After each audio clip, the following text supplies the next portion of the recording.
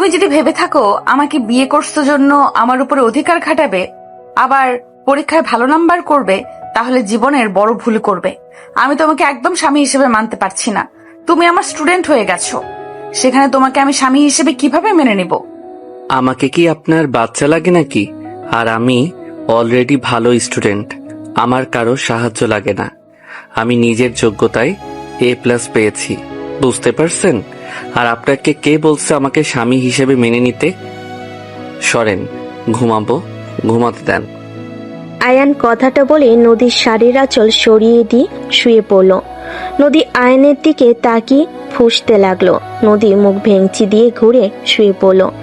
আয়ান নদীর দিকে ঘুরে নদীর পিঠের দিকে তাকিয়ে ভাবতে লাগলো। পোকা নিয়ে এসে পিঠের ভিতরে ছেড়ে দিলে কেমন হবে? খুব দেমাগ দেখাই বেআইন করতি। বেশি ভাব নিলে ভাব ভেঙে দিব। এতদিন আপুর জন্য কিছু বলি নাই, এখন কিছু বললে খবর আছে। ওয়েট, আরামে ঘুমানো বের করছি। আয়ন ইচ্ছে করে নদীকে পিছন থেকে জড়িয়ে ধরলো। নদী চমকে উঠল সামনের দিকে ঘুরতে। আয়ান নদীর বুকে মাথা দিয়ে ঘুমানোর ভান করতে লাগলো। নদী আয়ানকে সরিয়ে দেওয়ার চেষ্টা করতে লাগলো। আয়ান একটু নড়ে আরো শক্ত করে জড়িয়ে ধরলো। নদী রেগে বলল, তুমি কি জেগে আছো নাকি? ইচ্ছে করে আমাকে জড়িয়ে ধরছো নাকি? আয়ান, ছাড়ো বলছি। আয়ান কিছু না বলে চুপচাপ ঘুমানোর ভান করতে করতে ঘুমিয়ে গেল। নদী ভাবতে লাগলো। ঘুমিয়ে মনে হয় গেছে।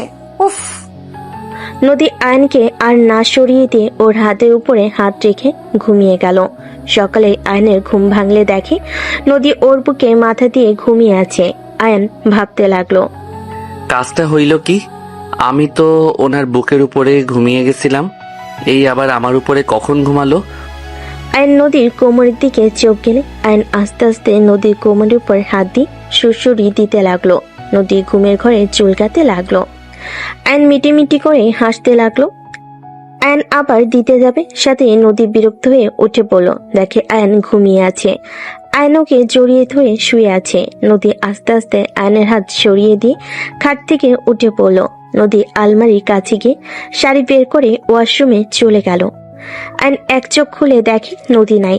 আয়ন লাফ দিয়ে উঠে ভাবতে লাগলো, উফ, ওই বেডা বিয়ে করে নিয়ে যাওয়া বাদ দিয়ে গার্লফ্রেন্ড নিয়ে পালাইলো, আর ওর হবু বউ আমার কপালে চলে আসলো। কচু, যদি কোনোদিন সামনে পাই লাথি মারবো পিছনে, বজ্জাত পোলা। আয়ান কথাগুলো ভাবছিল। তখনই ফ্রেশ হয়ে নদী ওয়াশরুম থেকে বের হয়ে দেখে আয়ন কিছু নিয়ে ভাবছে। আয়ানকে দেখে নদী বলে ওঠে, ওই কি ভাবো এত? নদীর কণ্ঠ শুনে আয়ন পিছনে তাকিয়ে বলে, কিছু না। আয়ন কথাটা বলে উঠে আলমারি থেকে শার্ট প্যান্ট বের করে নদীর মাথা থেকে তোয়ালে খুলে নিলে নদী রাগী লুক নিয়ে তাকিয়ে কিছু বলবে, সাথে সাথে আয়ন ঠোঁটে কিস করে দিয়ে বলে, জামাই কোনো কিছু নিলে রাগ করতে হয় না।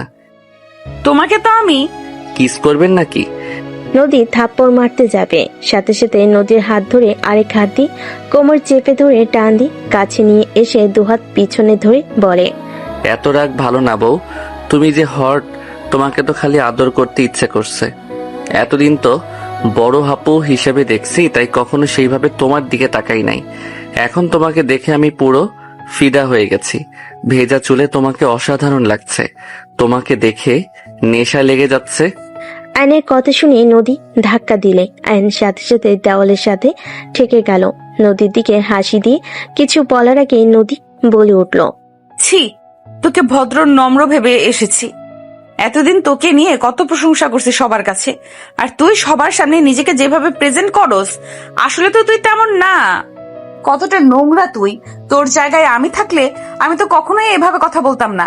কথা বলা তো দূর, তাকাতামও না। আমি তোর কলেজের ম্যাম, তোর উচিত আমাকে সম্মান করা। আমাকে দেখলে তোর লজ্জা পাওয়া উচিত। আর আমাকে তুই বলস আমি হট? নদীর কথা শুনে আয়ন নদীর হাত ধরে টান দিয়ে নিজের সাথে জড়িয়ে নিয়ে বলে, মাই ডিয়ার ম্যাম, ভুলে যাচ্ছেন আপনি আমার স্ত্রী। আমি মেয়ে না যে শরম পাবো। আমার বউকে আমি যা ইচ্ছে বলবো, এইটা আমার ব্যাপার। আপনি কলেজে ম্যাম, বাসায় আমার বউ, এটাই আপনার পরিচয়। ছাড় বলছি। আর তোর বউয়ের পরিচয় নিয়ে আমার থাকা লাগবে নাকি? ভুলে যাস না, এটা আমার বাপের বাড়ি। তোকে এখানে আমার বাবা আশ্রয় দিয়েছে বলে থাকতে পারতেছিস। এখন আমার শ্বশুর বাড়ি, আমি এখন নিশ্চিন্তে থাকবো। আগে ভাবতাম আমার ভাগ্য অনেক খারাপ, আমার বাবা মা নাই, আমার বোন আমাকে বড় করছে, অনেক কষ্ট অভাবে বড় হয়েছি, অনেক অভিযোগ ছিল, এখন আর নাই। আপনার মতো হট একটা বউ পাইছি, সাথে বড়লোক শ্বশুর বাড়ি। আয়নের কথা শুনে নদী রাগ কন্ট্রোল করতে না পেরে আয়নের মুখে থুতু দিয়ে বলে, তোর বোন কত ভালো, আর তুই মানুষের বাচ্চা হতে পারস না। তোর বোন সহজ সরল, আর তুই হইছস শিয়ানা। অতি উড়া উড়িস না। যদি আমার ফ্যামিলির কেউ বুঝতে পারে তুই আমাকে বিয়ে করছস আমাদের সম্পদের জন্য, আর আমি যদি অভিযোগ করি তুই আমার সাথে বাজে ব্যবহার করস, তুই সবার সামনে যত ভদ্র দেখাস ততটা ভদ্র তুই না, তাহলে তোকে তোর বোনকে ঘাট ধাক্কা দিয়ে বের করে দিবে। আয়ন নদীকে ছেড়ে দিয়ে ওর শাড়ির আঁচল নিয়ে মুখে লাগা থুতুগুলো মুছতে মুছতে বলতে লাগলো, আমি একবারও বলি নাই তোমাদের সম্পদের জন্য তোমাকে বিয়ে করছি। তোমাদের সম্পদে আমি থুতু দেই। আমার পড়াশোনা শেষ হইলে আমি তোমাদের সব ঋণ শোধ করে দিব। নিজে ভালো চাকরি নিয়ে তোমাকে ভাড়া বাসায় থাকবো। আস্তে আস্তে টাকা জমিয়ে নিজস্ব বাড়ি করব। আয়ন কথাগুলো বলে ওয়াশরুমে চলে গেল। আয়ন গোসল করে জামা কাপড় পরে নিল। ওয়াশরুম থেকে বের হয়ে রেডি হয়ে নিচে চলে গেল। সবাইকে সালাম দিল। আয়নের সালামের উত্তর নিল সবাই। নদীর ছোট বোন তুলি বলে উঠল, আরে বেয়াই, আপনাকে তো দেখি আজকে বেশি কিউট আর হ্যান্ডসাম লাগছে। তুলির কথা শুনে নদীর ভাবি রূপা বলে ওঠে, আরে লাগবে না আবার, আমার ননদের আদর পেয়ে সুন্দর হয়ে যাচ্ছে। রূপার কথাগুলো শুনে সবাই হাসতে লাগলো। আয়ন লজ্জায় মাথা পিছনে দিয়ে বলতে লাগলো, না মানে, আচ্ছা ভাবি আপু কোথায়? আয়ান, আপু আমি কি আজকে কলেজে যেতে পারবো নাকি কোনো কাজ আছে? আরে ভাই, নতুন বিয়ে করছো, বউকে সময় দাও, কলেজে গিয়ে কি হবে? হ্যাঁ ভাবি বাজে কথা বলেন না। আমি আয়ানকে কখনোই স্বামী হিসেবে মানবো না। আমি সবাইকে বলে রাখলাম, আয়ানকে কোনোদিন স্বামী হিসেবে মানবো না। তাই আমার সাথে জড়িয়ে ওর বিষয়ে কোনো কথা কেউ বলবে না। নদীর কথা শুনে নদীর আব্বু আম্মু কিছু বলবে তার আগে নদী বের হয়ে গেল। নদীর আম্মু রেগে বলে, দেখলে তোমার মেয়ের কি দেমাক, ওকে যে আয়ান বিয়ে করেছে তাই কথা না, আর সেখানে কত বড় কথা বললো। আয়ানকে স্বামী হিসাবে কখনোই মেনে নিবে না। আর কেউ কিছু বলবে তার আগেই আয়ন নদীর আম্মুর দু কাঁধে হাত দিয়ে ধরে বলে, উফ আন্টি রাগ করেন না, আপনার মেয়েকে পটানোর দায়িত্ব আমার। এমন ভাবে পটাবো দেখবেন তখন নিজের মুখে আমাকে স্বামী হিসেবে পরিচয় দিবে। আয়ান, নদীর সাথে পাকনামি যেন করতে যাস না। ওর মাথা ঠান্ডা হলে সব ঠিক হয়ে যাবে। তুই ছোট, তোর সাথে বিয়ে দিয়েছি তাই রাগ করেছে।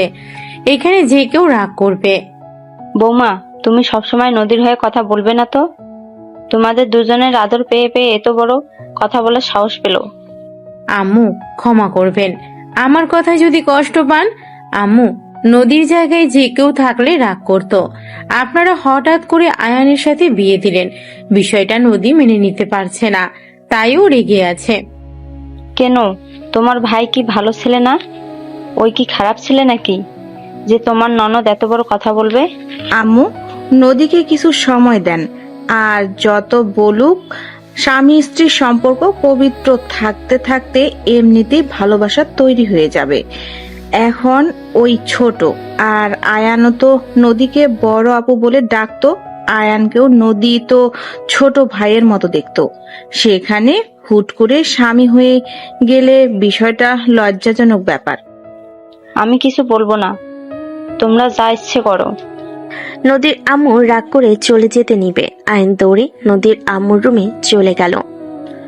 নদীর আম্মু খাটের উপর বসলে আয়ন হাঁটু গেয়ে বসে হাত ধরে বলে, আন্টি আপনি এমন ভাবে থাকলে কিন্তু আমার ভালো লাগে না।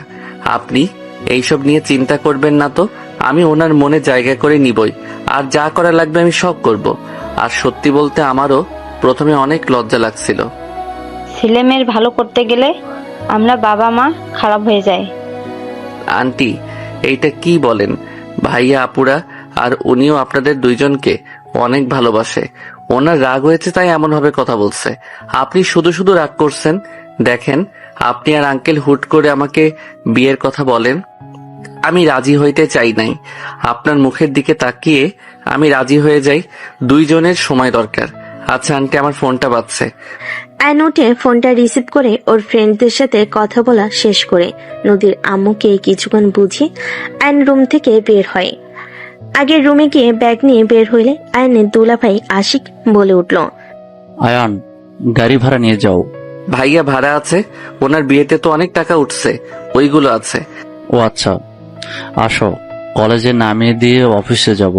আপনার আবার লেট হয়ে যাইতে পারে, আপনি যান, আমি গ্যারেজ থেকে সাইকেলটা নিয়ে চলে যাব। আচ্ছা, সাইকেল ঠিক করেছো? জি, ঠিক করা হয়েছে। আয়ান ওর দুলাভাইয়ের সাথে কথা বলা শেষ করে বাসা থেকে বের হয়ে গেল। সামনে গ্যারেজ থেকে সাইকেল নিয়ে সোজা কলেজে চলে গেল। কলেজে ঢুকে সাইকেলের এক সাইডে রেখে হেঁটে যেতে লাগলো। নিচের দিকে তাকিয়ে থেকে রাকিবকে কল করতে করতে যেতে লাগলো। হঠাৎ কারোর সাথে ধাক্কা খেয়ে ফোন পড়ে যেতে নিবে, সাথে সাথে ক্যাচ ধরে ফেললো। সামনের দিকে তাকিয়ে দেখে নদী পড়ে আছে। আইন কিছু বলার আগেই কিছু স্টুডেন্ট দৌড়ে এসেছে। 3টা মেয়ে নদীকে ধরে তুললো, আর কয়েকটা ছেলে আয়নের মুখে ঘুষি মেরে বলে, তোর এত বড় সাহস, আমাদের ম্যামকে ধাক্কা মেরে ফেলে দিয়ে তাকিয়ে থাকোস। আয়নকে আরেকটা মারতে যাবে, সাথে সাথেই নদী বলে, এই ওকে ছাড়ো, ওই বুঝতে পারে নাই আমি তাড়াতাড়ি করে যেতে নিয়ে ধাক্কা লাগছে, যাও তোমরা। নদীর কথা শুনে ছেলেগুলো আয়নকে ছেড়ে দিয়ে চলে গেল। আয়ন ঠোঁটের কাছে হাত দিলে দেখে রক্ত বের হচ্ছে। আয়ন কিছু না বলে রক্ত মুছতে লাগলো। হঠাৎ করে কয়েকজন এসে নদীকে সালাম দিয়ে আয়নকে পিছন থেকে জড়িয়ে ধরে আয়নের ঠোঁটে রক্ত দেখে অবাক হয়ে বলে ওঠে, দোষ, তোর মুখে রক্ত? কিছু না, চলো ক্লাসে। আর কখন থেকে কল দিচ্ছি, ধরস না কেন? আয়ন ওর বন্ধুদের সাথে মিলে ক্লাসে ঢুকে পড়ল। নদীও আয়নের ক্লাসে চলে গেল। নদীকে দেখে সবাই দাঁড়িয়ে সালাম দিল। নদী ক্লাসের ভিতরে এসে সবাইকে নিজের পরিচয় দিয়ে সবার থেকে পরিচয় নিতে লাগলো। আয়নের কাছে গেলে আয়ান দাঁড়িয়ে বলে, আমার নাম আয়ান। নাইস নেম, বসো। নদী ক্লাস শুরু করতে লাগলো। আয়ন নদীকে মুগ্ধ নয়নে তাকিয়ে থেকে দেখতে লাগলো। নদী মাঝে মাঝে আয়নের দিকে তাকালে আয়নের চোখে চোখ পড়তেই নদী চোখ সরিয়ে নিয়ে ক্লাস করতে লাগলো। নদী ক্লাস শেষ হইলে চলে গেল। রাকিব বলে ওঠে, আয়নর বন্ধুদের নিয়ে ক্লাস থেকে বের হয়ে মাঠের ভিতরে গিয়ে ফুচকাওয়ালা মামার কাছে গিয়ে ফুচকা অর্ডার দিয়ে সবাই বসে থেকে আড্ডা দিতে লাগলো। সবার সাথে ফুচকা খাওয়া শেষ করে সবাই মিলে ক্লাসে চলে গেল। ম্যাম যেমন দেখতে তেমন পড়ানো সিস্টেমটাই অসাধারণ। আচ্ছা বাহিরে চলো, তোদের ট্রিট দিব। আর বলিস কি, তুই আমাদের ট্রিট দিবি? হ্যাঁ চল, বেআইনের বিয়েতে টাকা পাইছি, ওইগুলো দিয়ে খাওয়াবো তোদের। বাহ বাহ, চল। 1:30 কলেজ ছুটি হইলে আয়নর বন্ধুদের সাথে বের হয়ে গেল। 3টার দিকে বাসায় আসলে আয়নের মুখে কাটা দেখে আতিয়া বলে ওঠে, আয়ান, কি হয়েছে? তোর ঠোঁটের কাছে কাটা কেন? শোন আপু, কয়েকটা ছেলের খুশি খেয়েছে ভাবি। নদীর কথা শুনে সবাই অবাক হয়ে বলে, কি আয়ান, কি করছস যে তোকে ওরা মারলো? তুই কি ক্ষতি করেছিলি ওদের? তোর অনেক সাহস বেড়ে গেছে, তাই না? আপু আমি কিছু করি নাই। আতিয়া মারতে আসবে, সাথে সাথে নদী পানি খাওয়া শেষ করে বলে, ভাবি আমাকে ধাক্কা দিয়ে ফেলে দিয়েছিল, তাই আমার স্টুডেন্টরা ওকে মারছে। কোন স্টুডেন্টের সামনে শিক্ষিকাকে অসম্মান করলে কি ছেড়ে দিবে নাকি? কি, ওই তোমাকে ধাক্কা দিয়েছিল? আয়ান, আমি তোকে এই শিক্ষা দিয়েছি? নিজের স্ত্রী সব স্টুডেন্টের সামনে ধাক্কা দিয়ে ফেলে দিয়ে অসম্মান করস? তোর লজ্জা লাগে না? আয়ন আতিয়ার কথা শুনে আতিয়াকে কিছু বলবে, তার আগে আয়নের গালে থাপ্পড় বসিয়ে দিল। আয়ন গালে হাত দিয়ে নদীর দিকে তাকিয়ে থাকলো। নদীর সোফা থেকে উঠে না দেখার ভান করে রুমে চলে গেল। আয়নকে আরো মারতে যাবে। আয়ন দুহাত দিয়ে মার থেকে বাঁচার চেষ্টা করতে লাগলো। নদীর আম্মু বলে ওঠে, বৌমা থামো, ওকে কেন মারছো? তোমার ননদ ভালো মানুষ নাকি? আয়ান, সত্যি করে বলো তো কি হয়েছিল? আর তুমি হঠাৎ করে ওকে ধাক্কা কেন দিয়ে ফেললে? আন্টি বিশ্বাস করেন, আমি ইচ্ছে করে কিছু করি নাই। আমি রাকিবকে কল দিতে দিতে হাঁটছিলাম, হঠাৎ করে উনি সামনে আসলো, ধাক্কা লেগে উনি পড়ে যায়। তারপর তারপর সব খুলে বলে রূপা বলে, শুধু শুধু আয়ানকে মারলে আফা? আয়ান যাও, রুমে গিয়ে ফ্রেশ হয়ে নাও। আয়ন সোজা নদীর রুমে চলে গেল। নদী আয়নের দিকে তাকিয়ে থেকে ভিলেন মার্কা হাসি দিল। আয়ন কিছু না বলে ব্যাগ টেবিলের উপর রেখে আলমারি থেকে শার্ট প্যান্ট নিয়ে ওয়াশরুমে চলে গেল। গোসল করে বের হলে শার্ট প্যান্ট বারান্দায় মেলে দিল। আয়ন বারান্দায় দাঁড়িয়ে থেকে পাশের বারান্দার মেয়েটার দিকে তাকাতে মেয়েটা বলে, হাই আয়ান, কেমন আছো? আলহামদুলিল্লাহ, তুমি কেমন আছো? এই তো আলহামদুলিল্লাহ। বউ কই তোমার? শুয়ে আছে। ও আচ্ছা, সন্ধ্যার দিকে ছাদে এসো। আয়ন মেয়েটাকে কিছু বলবে তার আগে নদী পিছনে দাঁড়িয়ে রাইসার দিকে রাগের লোক নিয়ে তাকাতে রাইসা চলে যেতে নিলে আয়ন বলে, ওই এখন চলে যাচ্ছ কেন? আমার কথা তো শুনে যাবে নাকি? পরে শুনবো। কথাটা বলে চলে গেল। নদী খাটের কাছে চলে গেল। আয়ন কিছুক্ষণ সামনের দিকে তাকিয়ে থেকে রুমের দিকে তাকিয়ে দেখে নদী খাটের উপর পা ঝুলিয়ে বসে আছে। আয়ন রুমে গিয়ে নদীর পাশে বসে আস্তে করে চুলের খোপাটা খুলে দিলে নদী রাগের লোক নিয়ে তাকাতে আয়ন সাথে সাথে অন্যদিকে তাকিয়ে থেকে বলতে লাগলো, কাউকে চুল ছেড়ে দিয়ে থাকলে বেশি সুন্দর লাগে, বাতাসে উঠলে আরো সুন্দর লাগে। আমার মাথার চুল ছেড়ে দিতে বলছি তোমাকে। কই না তো। তাহলে খুললে কেন? দেখতে মন চাইলো তাই। আচ্ছা শোনো, তুমি কি তখন ব্যথা পেয়েছিলে? মানুষ জন্য কিছু বলি নাই। ব্যথা পাইলে কি আর না পাইলেই কি? পাইছো নাকি সেইটা বলো। পাইছি, কি করবি? কোথায় দেখি? কোমরে আর হাতে একটু পেয়েছি। কানার মতো করে হাঁটো। আয়ন নদীর হাত নিয়ে দেখতে লাগলো। আয়নের কাছ থেকে হাত নিয়ে বলে, ছাড়ো। দেখি হাতটা কোথায় পাইছো, দেখা তো যাচ্ছে না। ছাড়ো বলছি। তোমার দেখতে হবে না। দেখাবে নাকি জোর করে কিস করব? বেয়াদব, এখানে ব্যথা পাইছি, কি করবি? হ্যাঁ, নদীর কথা শুনে আয়ন দুষ্টামির হাসি দিয়ে বলে, আমি তো ব্যথার জায়গায় কিস করতে চাইলাম, তাহলে কিস করি। আয়ন নদীর বুকের দিকে যেতে যাবে আয়নের মুখ ধরে বলতে লাগলো, আমি রেগে বলছি, একদম কাছে আসবে না, মারবো কিন্তু। রেগে বসে কেউ রোমান্স করার জন্য বুকের দিকে দেখায় নাকি? নিশ্চয়ই তোমার আমার ভালোবাসা পেতে ইচ্ছা করছে, এত লজ্জা পাও না? নদী আয়নের মাথা সরিয়ে দিয়ে লাফ দিয়ে উঠে দৌড়ে রুম থেকে বের হয়ে গেল। আয়ন খিলখিল করে হাসতে হাসতে খাটের উপরে গড়াগড়ি খেতে লাগলো। নদী পিছিয়ে এসে দরজার আড়াল থেকে আয়নের হাসি দেখে নিজের অজান্তে মুখে হাসি ফুটে উঠল। আয়নের ফোন বেজে উঠলে আয়ন কলটা রিসিভ করলো। আসসালামু আলাইকুম। কে? আমি। ও আমার নাম্বার কোথায় পেলেন? আয়ান, বাসায় ফিরে আয় বাবা, আর কত আমাদের শাস্তি দিবি? বাই। আয়ন কল কেটে দিল। আয়নের ফোন বাজতে লাগলো। আয়ন ফোন বন্ধ করে রেখে রুম থেকে বের হয়ে গেল। আয়ন নিচে গেলে তুলি বলে ওঠে, আয়ান, একটু বের হব, তুমি কি আমাকে নিয়ে যাবে? কোথায় যাবে? প্রতিদিন যেখানে যাই সেখানেই। ও আচ্ছা। প্রতিদিন তুই কোথায় যাস রে? ওনার ফ্রেন্ডদের সাথে আড্ডা দিতে যাই। ও তা তুলি, তুই একা যা, প্রতিদিন ওকে নেওয়া কি দরকার? আয়ান গেলে বান্ধবীরা ফ্রিতে খাওয়াই। তুলি কথাটা বলে হাসতে লাগলো। সবাই ভুল কুচকে তাকায়। নদী বলে ওঠে, মানে কি? মানে আসলে ও তুমি তো আয়ানকে স্বামী হিসেবে মানোই না, তাই তোমাকে বলে কিছু হবে না। আয়ানকে নিয়ে গেলে আমার ফ্রেন্ডরা আয়ানের প্রেমে হাবুডুবু খাচ্ছে। আয়ান ওদের সাথে কথা বললে ওরা ফিদা। এদিকে আমি যা ইচ্ছে অর্ডার দিই খেতে থাকি, সব বিল ওরা দেয়। ঘোরা থেকে শুরু করে সব ওরা পেমেন্ট করে। আমি আর আয়ান শুধু খাই, ঘুরি ফ্রিতে। তুলি কথাটা বলে হাসতে লাগলো। সবাই শুনে অবাক হয়ে তাকিয়ে আছে। নদী ঠাস করে তুলির গালে থাপ্পড় মেরে দিল, আর আতিয়া আয়নের গালে থাপ্পড় মেরে দিল। আয়ন তুলি দুজন দুজনের দিকে তাকিয়ে অসহায় চোখে তাকালে আতিয়া বলে ওঠে, মেয়েদের মন নিয়ে খেলা করতে খুব ভালো লাগে তোর, তাই না? সামান্য কিছু টাকার জন্য তুই ওই মেয়েগুলোর সাথে ফ্ল্যাট করস? তোর কোনো ধারণা আছে? আপু, আমি কি করলাম? আয়নের গালে আরেকটা থাপ্পড় মেরে বলে, যখন ওই মেয়েগুলো জানতে পারবে তুই ওদের সাথে মজার ছলে এইসব করেছিস, কেমন লাগবে ওদের? কোনো ধারণা আছে তোর? তুলির কথা শুনে নদীর আম্মু অবাক হয়ে বলে, তুই কি করস? মানে তুই জানোস না নিজের রক্তের পরিচয় দিচ্ছিস নাকি? যদি রক্তের পরিচয় দেস তাহলে দরজা খোলা আছে, বের হয়ে যা। ভাবি, এসব কি বলছেন? তুই চুপ কর। তুই এত খারাপ, তোকে কি আব্বু টাকা দেয় না? অন্যের টাকায় খাওয়া ঘোরার জন্য দুজন মিলে ওই মেয়েদের সাথে এমন করতে লজ্জা লাগে না? আয়ানকে বাদ দিলাম, ওই ছোট, তুই তো ওর বড়, আর একটা মেয়ে হয়ে এসব করতে লজ্জা করে না?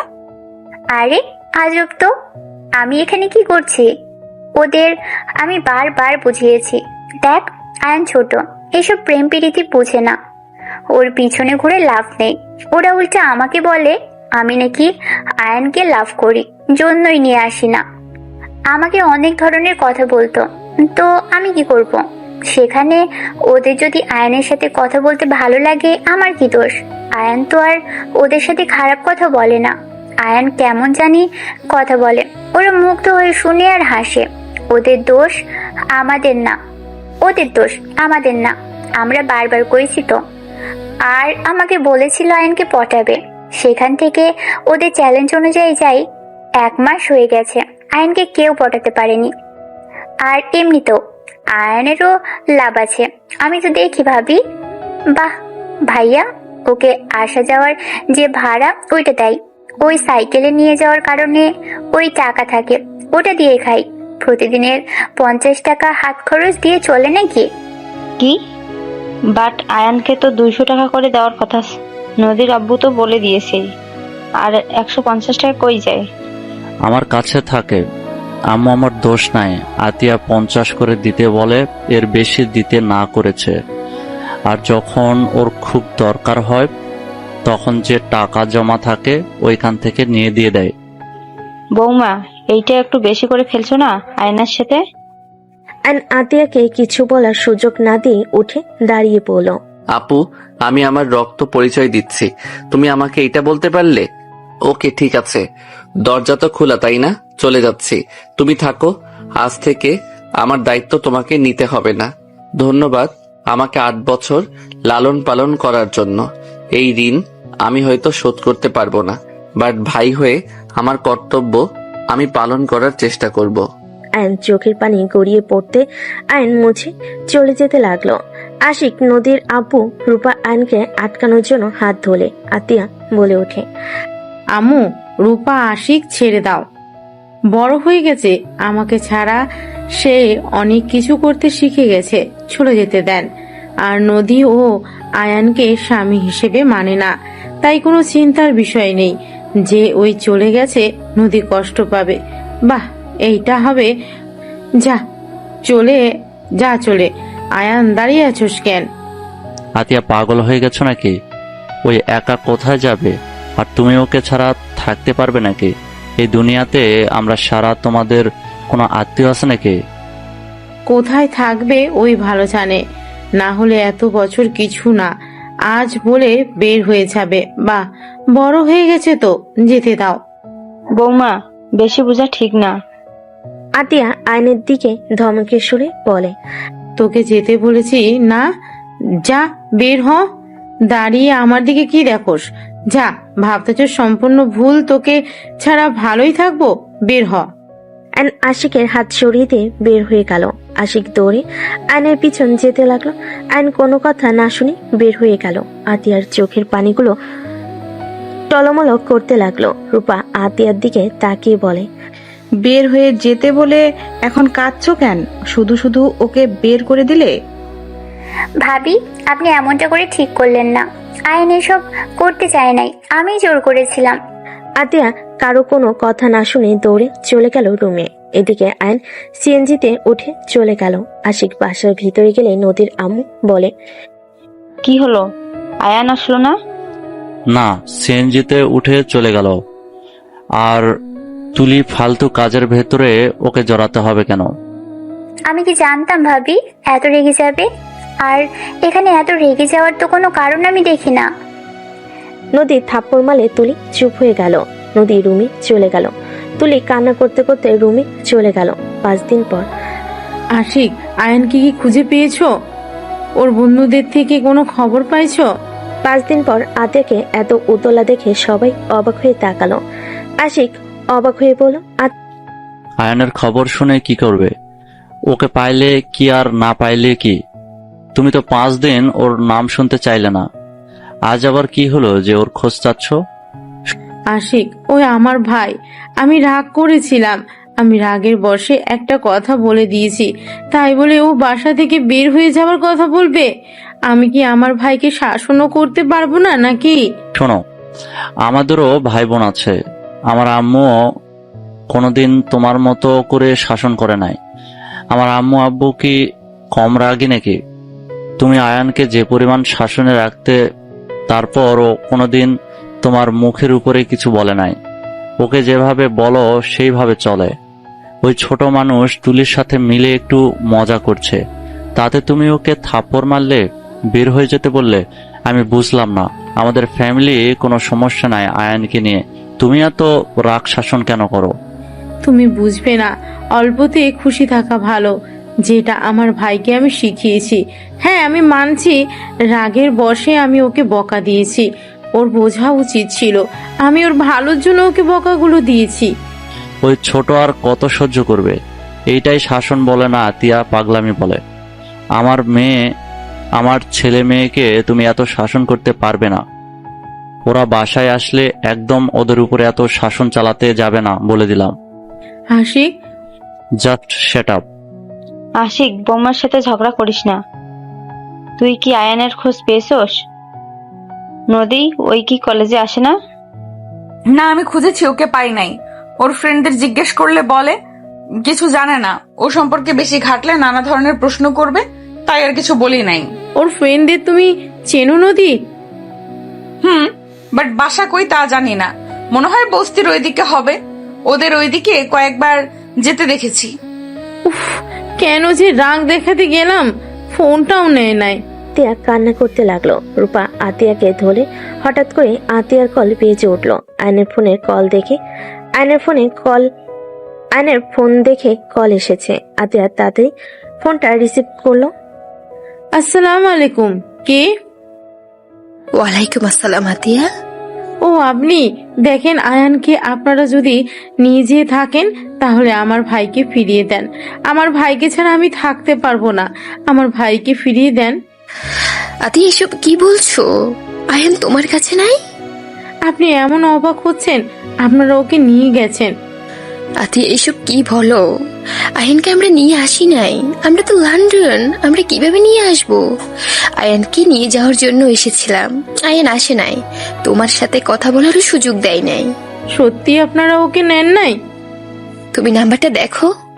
আতিয়া নাম্বারের দিকে তাকিয়ে দেখে বাহিরের দেশের নাম্বার। আতিয়া কান্না করতে করতে বলে, ওকে রাখছি। আয়ান কোথায়? ওর কি হয়েছে? তুমি ঠিক আছো আতিয়া? আয়ানের সাথে কিছু হয়েছে তোমার? আতিয়া, কথা বলো। আতিয়া ফুপিয়ে ফুপিয়ে কান্না করতে করতে বলে, জানি না, আমার উপরে রাগ করে বের হয়ে গেছে। আজ 5 দিন ওর কোনো খোঁজ খবর নেই। আতিয়ার কথা শুনে আয়নের আম্মু থমকে গেল। আয়নের আম্মু বলে, কি বলছো? আমি সেই দিন কথা বললাম, ওই আমার ফোন কেটে দিয়ে ফোন বন্ধ করে দিয়েছিল। ওর বন্ধুদের সাথে যোগাযোগ করো, আমি মানুষ লাগিয়ে দিচ্ছি, তুমি কান্না করো না। আপনার সাহায্য আমার লাগবে না। আমি আমার ভাইকে একা খুঁজে নিয়ে আসবো। আর আপনি আমার ভাইকে কেন কল দেন? আপনাকে কতবার বলেছি আমার ভাই আমার সাথে যোগাযোগ রাখার চেষ্টা করবেন না। আতিয়া, কেন এমন করছো? আমাদের কি ক্ষমা করা যায় না? আজ 9 বছর হয়ে গেল তোমরা দুইজন আমাদের থেকে দূরে। আমরা তো তোমার বাবা মা, কেন এমন করছো? তোমার আব্বুর ভুলের জন্য শেষ তো শাস্তি পেয়েছে। চুপ করেন, আপনাদের কথা আমি শুনতে চাই না। আমার ভাইকে আমি ফিরিয়ে নিয়ে আসবো। আমি আমার ভাইয়ের উপর আপনার হাজবেন্ডের আর আপনার বড় ছেলের ছোঁয়াও পড়তে দিব না। Just hate you. আয়নের আম্মুকে কিছু বলতে না দিয়ে কল কেটে দিয়ে রাগে বসে ফোন আছাড় দিয়ে ভেঙে ফেললো। আতের এমন রাগ দেখে সবাই চমকে গেল। আতিয়া ওর ফোন বের করে একজনকে কল দিয়ে বলল, আসসালামু আলাইকুম, আমি আতিয়া। ওয়ালাইকুম আসসালাম। চাচু, তুমি কোথায়? আমি যেখানে থাকার সেখানে আছি। আপনি আমাকে সাহায্য করতে পারবেন? কি হয়েছে চাচু, কান্না করছো কেন? আমি আয়ানের পিক আপনাকে দিচ্ছি। 2 ঘন্টার ভিতরে ওকে খুঁজে বের করে দিবেন। কি হয়েছে আয়নের? আমার সাথে ঝামেলা হয়েছিল, রাগ করে চলে গেছে। 5 দিন ধরে ওর কোনো খোঁজ পাচ্ছি না। আমার যতটা ধারণা ও এই এলাকায় আছে, ওর কাছে বেশি টাকা নাই যে বাইরে যাবে। ঠিক আছে, কান্না করো না, আমি দেখছি। আতিয়া কথাগুলো বলে ফোন কেটে দিল। আয়নের পিক পাঠিয়ে দিল। আতিয়া নিচ থেকে সিম ভেঙে ফেল। আশিক বলে ওঠে, কাকে বললে যে 2 ঘন্টার ভেতর আয়ানকে বের করে দেবে? এইটা কিভাবে সম্ভব? আমরা 5 দিন ধরে খুঁজে যাচ্ছি, পাচ্ছি না। আর আয়ানের ফোনের সিম ভেঙে কেন ফেললে? এই সিম ফোনের কোনো দরকার নাই, আর যাকে বলেছি তার উপরে আমার বিশ্বাস আছে। আতিয়ার ফোন বেজে উঠলে আতিয়া কল রিসিভ করতেই আয়ান বলে ওঠে, আপু, ওরা আমাকে ধরে নিয়ে এসেছে। আপু আমাকে যেতে দিচ্ছে না। তুই বল আপু, বাসায় যেতে বলেছে। আয়ন কিছু বলার আগেই চাচ্ছু ফোন রিসিভ করে বলে, আতিয়া, আয়ান আজকে আমাদের কাছে থাক। তোমার আম্মুরা কাজিনরা ওকে যেতে দিবে না। আয়নকে আসতে দেন, ওই পরে গিয়ে ঘুরে আসবে। তুমি এখানে আছো? ভাই, আতিয়া কল কেটে দিল। আয়নের ফোনগুলো সিম সব টুকরো টুকরো তুলে ডাস্টবিনে ফেলে দিয়ে রান্নাঘরে চলে গেল। নদীর আম্মু আশিককে বলল, বৌমা আমাদের থেকে মনে হয় কিছু লুকাচ্ছে। ওর কথা বলার ধরন চেঞ্জ হয়ে গেছে। 2 ঘন্টার ভিতরে একটা মানুষকে কিভাবে খুঁজে বের করবে? আমিও বুঝতে পারছি না, এমন সরল নরম কণ্ঠে মানুষ কিভাবে এভাবে কথা বলতে পারে। রাগের চটে ফোন ভেঙে ফেললো। সবাই টুকটাক কথা বলতে লাগলো। 3 ঘন্টা পর কলিং বেল বাজার শব্দ হলো। কাজের লোক দরজা খুলতে চলে গেল। আইন ভিতরে ঢুকলো। সবাই অবাক হয়ে গেল। আতিয়ার সামনে কাপা কাপা কণ্ঠে বলল, আই এম সরি। লাস্টে 37 কার নাম্বার? আয়ান থমকে গেল। আয়ন ভয় ঢোক গিলে বলে, না মানে? আয়নের গালে সজোরে থাপ্পড় মেরে গলা ধরে বলে, না মানে কি? লাস্টে 37 কার? উত্তর দে আমাকে। আপু, আই এম সরি। আয়ন আতিয়াকে জোর করে জড়িয়ে ধরে কান্না করতে করতে বলে, আপু, আমাকে ক্ষমা করে দাও। বিশ্বাস করো, আমি তোমাকে ছাড়া কোথাও যাব না। উনি আমাকে কল দেয়, আমি ব্লগ দিতে গিয়েও পারি না। আমার ওনার কণ্ঠ শুনতে ভালো লাগে। ছাড় আমাকে, তাহলে চলে যা। তোকে কে থাকতে বলেছে এখানে? চলে যা। আমি তো খারাপ বোন, তোকে কোনো স্বাধীনতা দেই না। আমি সব সময় শাসনে রাখি। চলে যা তুই। আপু, আই এম সরি। প্লিজ আমাকে ক্ষমা করে দাও। আমার ভুল হয়ে গেছে। আমি আর ওনার ফোন রিসিভ করব না। উনি বারবার আমাকে কল করে। আমি কতবার বলছি আমাকে কল দিবেন না। আমি ফোন বন্ধ করে রাখি। ফোন চালু করলে ওনার 1000টা কল আসে। আমাকে আগে কেন বলস নাই? আমার থেকে আর কি কি লুকাচ্ছিস তুই? আর তুই এই 5 দিন কোথায় ছিলি? আপু, আমি একটা জব দিয়েছি। ওইখানে থাকা খাওয়া সব ফ্রি। মাসে 10,000 টাকা দিবে। তোকে জব নিতে কে বলেছে? আপু, আমি তো বড় হয়েছি, এখন আমার স্ত্রীও আছে। বউকে কিছু কিনে দিতে গেলে সেই তোমার থেকে চাইতে হবে বা দুলাভাইয়ের থেকে। আমার এটা মোটেও ভালো লাগবে না। নিজে সবার ঘাড়ে বসে খাচ্ছি, আবার বউকে কিছু দিতে গিয়ে তাদের থেকে যদি নিতে হয়। ওই, তোকে আমি বলছি আমাকে কিছু গিফট করতে? ওই, তোর বয়স কত? এত পাকনামি তোকে কে করতে বলছে? ফাজলামি করস তুই, তাই না? সবাইকে টেনশনে ফেলে ফাজলামি করস। আতিয়াকে আয়ন ছেড়ে দিয়ে নদীর দিকে তাকালে আয়ন বলে, আই এম সরি। আমাকে প্লিজ সবাই ক্ষমা করে দেন। আমি কাউকে চিন্তায় ফেলতে চাই নাই।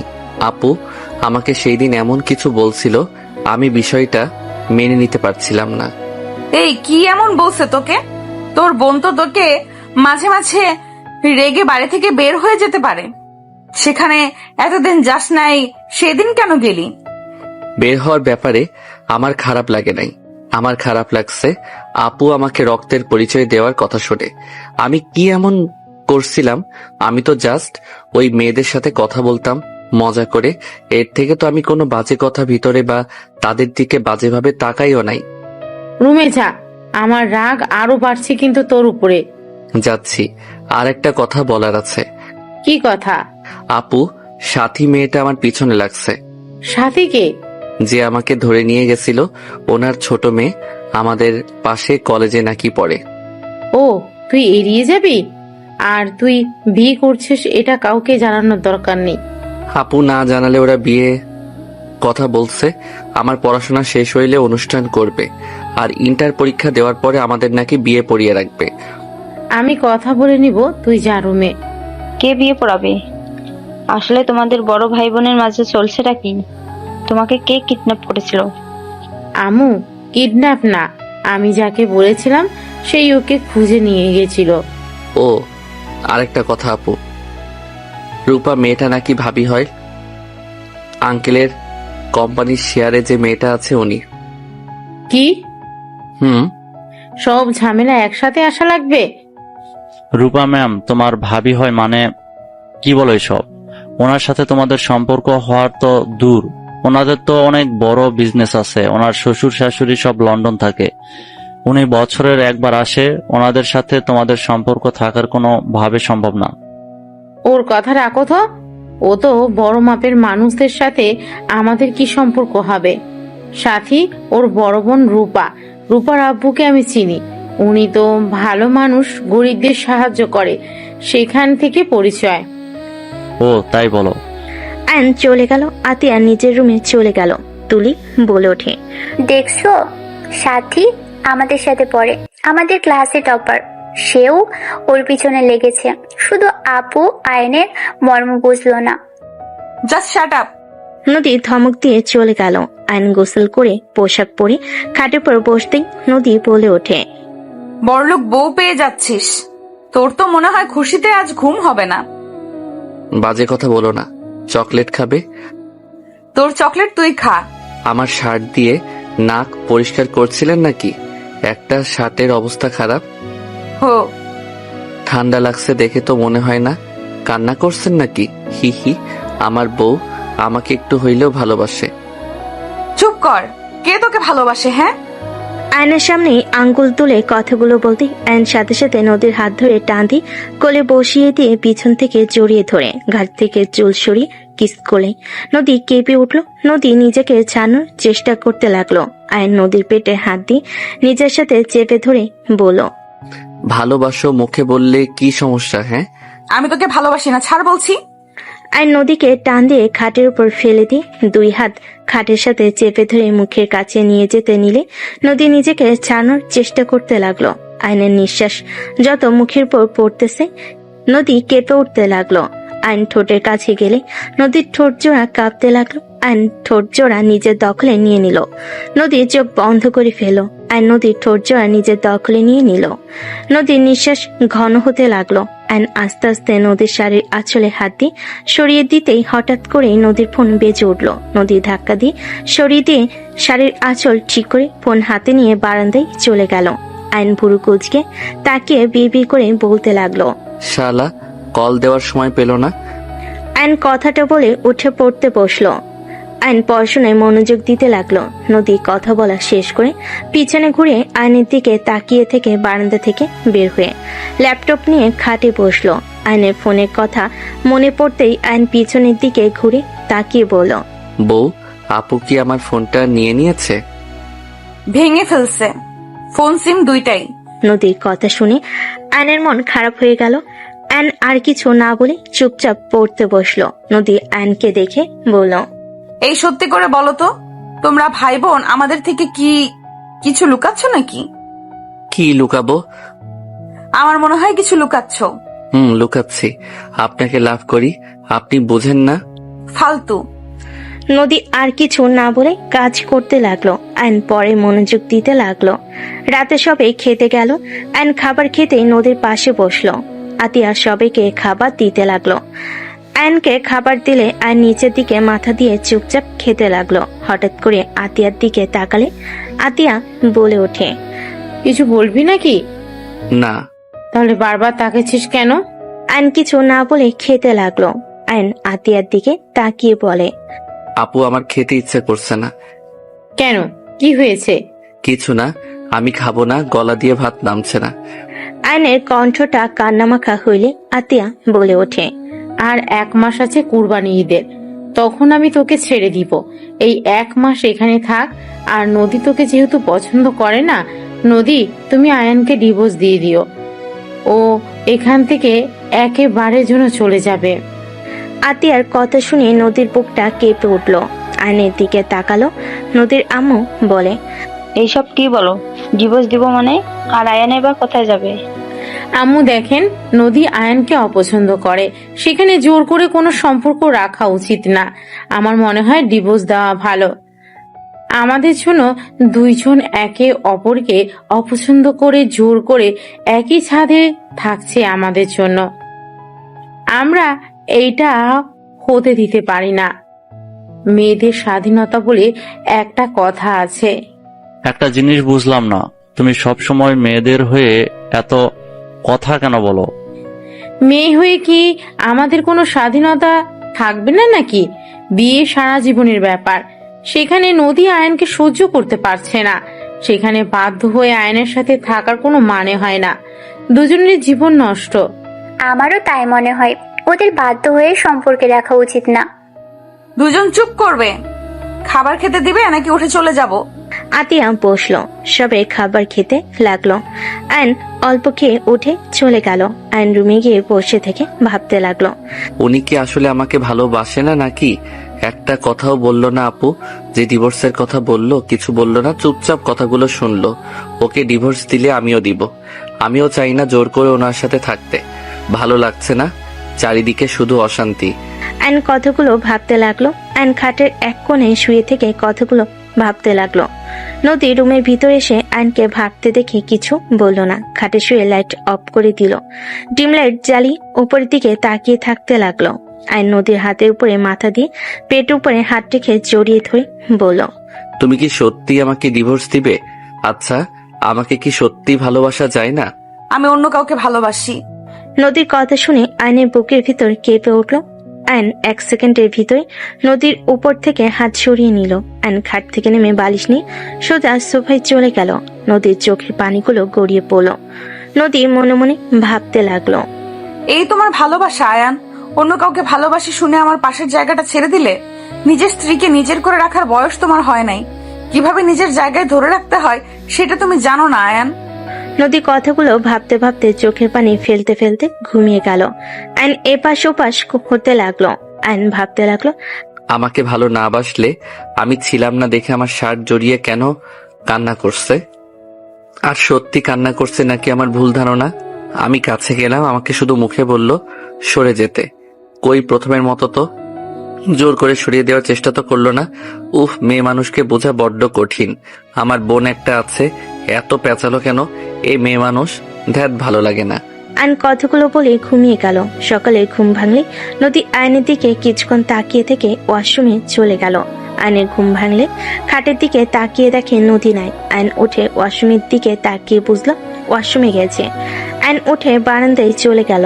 বারান্দার গ্রিল ধরে দাঁড়িয়ে থাকতে লাগলো। হঠাৎ করে সামনে থেকে রাইসা বলে উঠল, গুড মর্নিং আয়ান, কেমন আছো? Good morning. আলহামদুলিল্লাহ ভালো, তুমি কেমন আছো? আলহামদুলিল্লাহ। কাকির থেকে শুনলাম তুমি নাকি রাগ করে বের হয়ে গেছিলে। ওই আর কি। আর এমন করবে না, তুমি তো জানো ভাবি তোমাকে কত ভালোবাসে।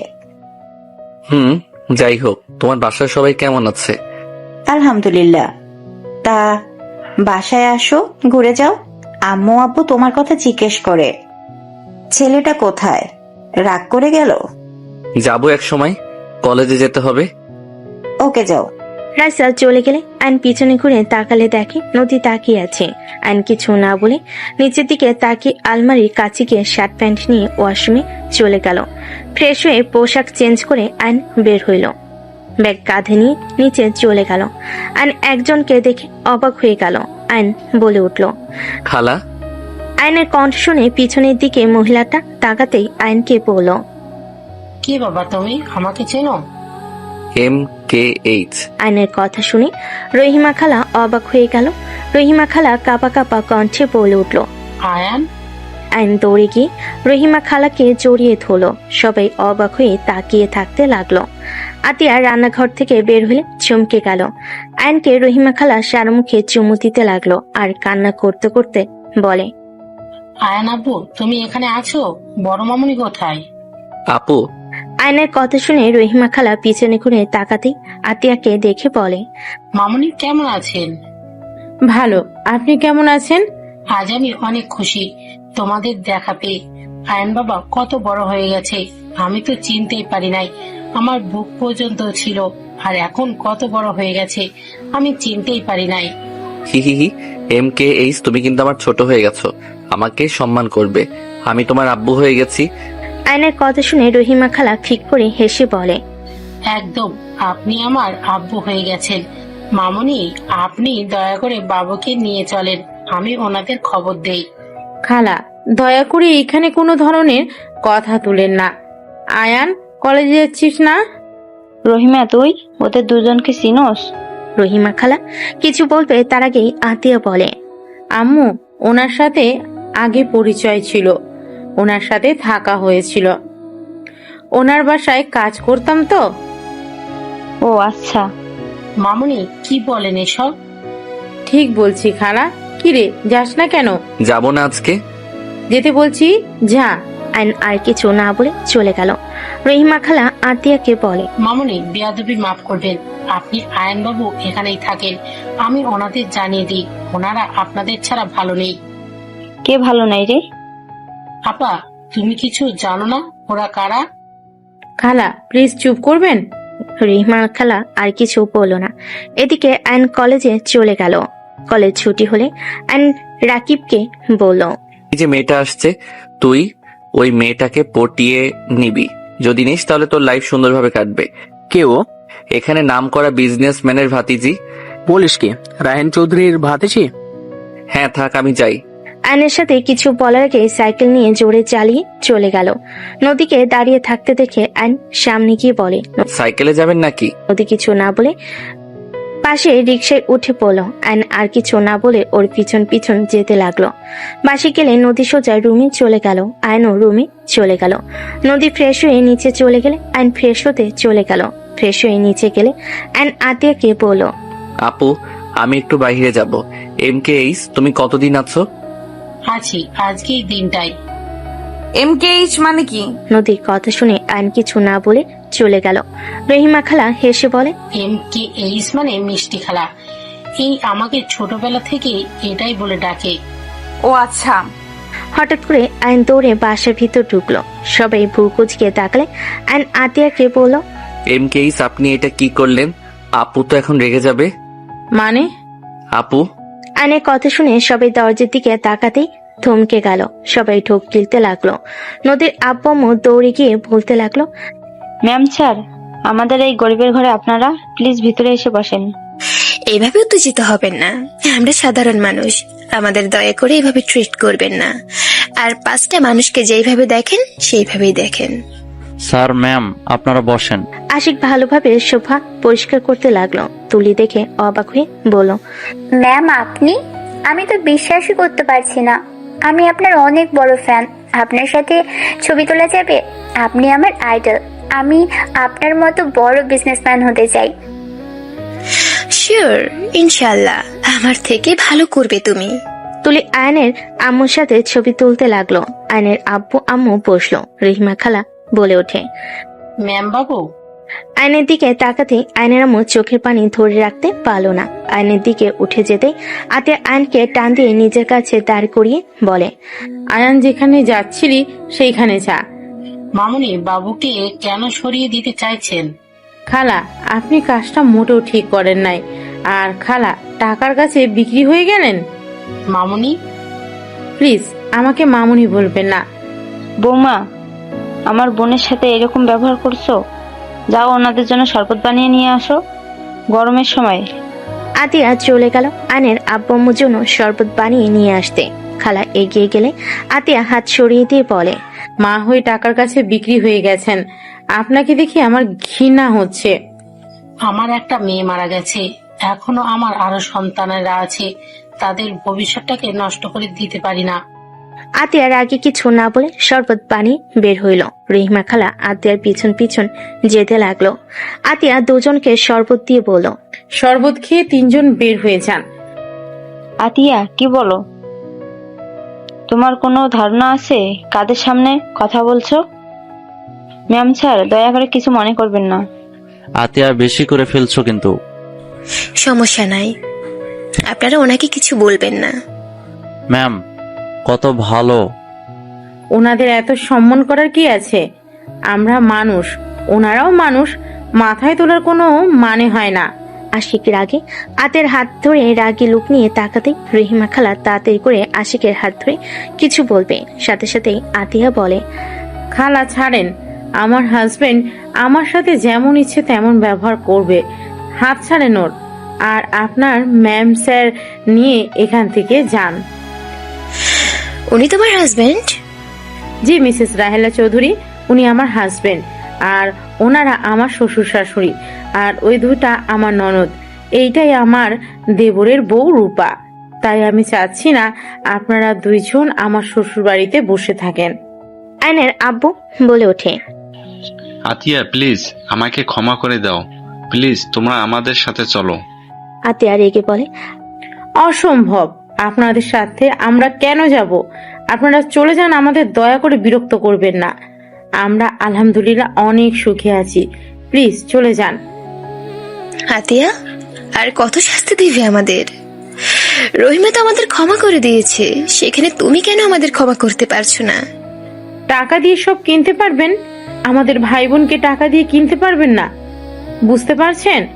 আয়নের আব্বু বলে ওঠে, দেখো তোমার শ্বশুরের কোম্পানি লসের দিকে যাচ্ছে, তুমি আর আয়ান যদি আমাদের ক্ষমা করে আমাদের সাথে আসো, তাহলে আমি আশিকের কোম্পানির বড় করার সবকিছু দিয়ে দেব। দরকার হলে তোমাদের কলেজের ওইখানে যে কোম্পানি, ওটাই আশিককে দিয়ে দেব। আয়নের আব্বুর কথা শুনে আতিয়ার আগে সামনে থাকা ফুলদানি এক আছাড়ে ভেঙে ফেল, আর রাগে চিল্লায়ে বলে ওঠে, আপনি আমার স্বামীকে লোভ দেখান, আপনার কোম্পানি আপনার কাছে রাখেন। দয়া করে এখান থেকে তিনজন যান। আপনারা যদি বেশি বুঝেন, আমি আয়নকে নিয়ে এখান থেকে চলে যাব। আপু, এই চুপ, তুই এখানে একটা কথা বলবি না। আপু আফিয়া আরুষ এসেছে, শান্ত হও। আতিয়া আফিয়া আরুষকে দেখে চুপ হয়ে গেল। দুজন দৌড়ে এসে নদীকে জড়িয়ে ধরল। আফিয়া বলে, ফুপ্পি, তোমরা দুইজন এখানে কার সাথে আসলে? আঙ্কেল আমাদের রেখে গেছে। মামা, তোমাকে কল দিলাম, ফোন বন্ধ কেন? ফোন সিম ভেঙে ফেলছে তোমার আম্মু। আসসালামু আলাইকুম। আপনাদের তো আমি ম্যাগাজিনে দেখেছিলাম আপনারা আমাদের বাসায়। ওয়ালাইকুম আসসালাম। আয়নের আম্মু আফিয়া আরুষকে জড়িয়ে ধরে সারা মুখে চুমু দিতে লাগলো। দুজন অবাক হয়ে তাকিয়ে থাকতে লাগলো। আফিয়া বলে ওঠে, আপনারা এত বড় মানুষ হয়ে আমাদের আদর করছেন।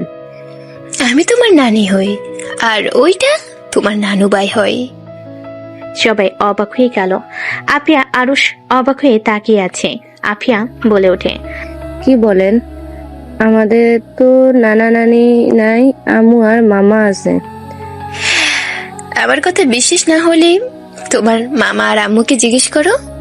আফিয়া আতিয়ার আয়নের দিকে তাকিয়ে বলল, আম্মু, ওনারা কি আমার নানা নানি? হ্যাঁ। আতিয়ার কথা শুনে সবাই অবাক হয়ে গেল। নদীর আম্মু বলে ওঠে, কি ওনারা তোমার বাবা মা মানে? তুমি তো বলছো তোমরা এতিম। আমাদের থেকে নিজের পরিচয় কেন লুকিয়েছো? এত বড় বাড়ির ছেলে মেয়ে হয়ে ওই বস্তিতে কি করছিলে? এইসব মানে কি? আমাদের এভাবে ধোকা কেন দিয়েছো? আশিক, তুমি আমাকে ভুল বুঝছো। আমি তোমাদের ধোকা দিতে চাই নাই। আমি ওনাদের পরিচয়ে বাঁচতে চাই না। আমরা ভাই বোন ওনাদের পরিচয় নিয়ে থাকতে চাই না। দয়া করে তোমরা আমাকে ভুল বুঝো না।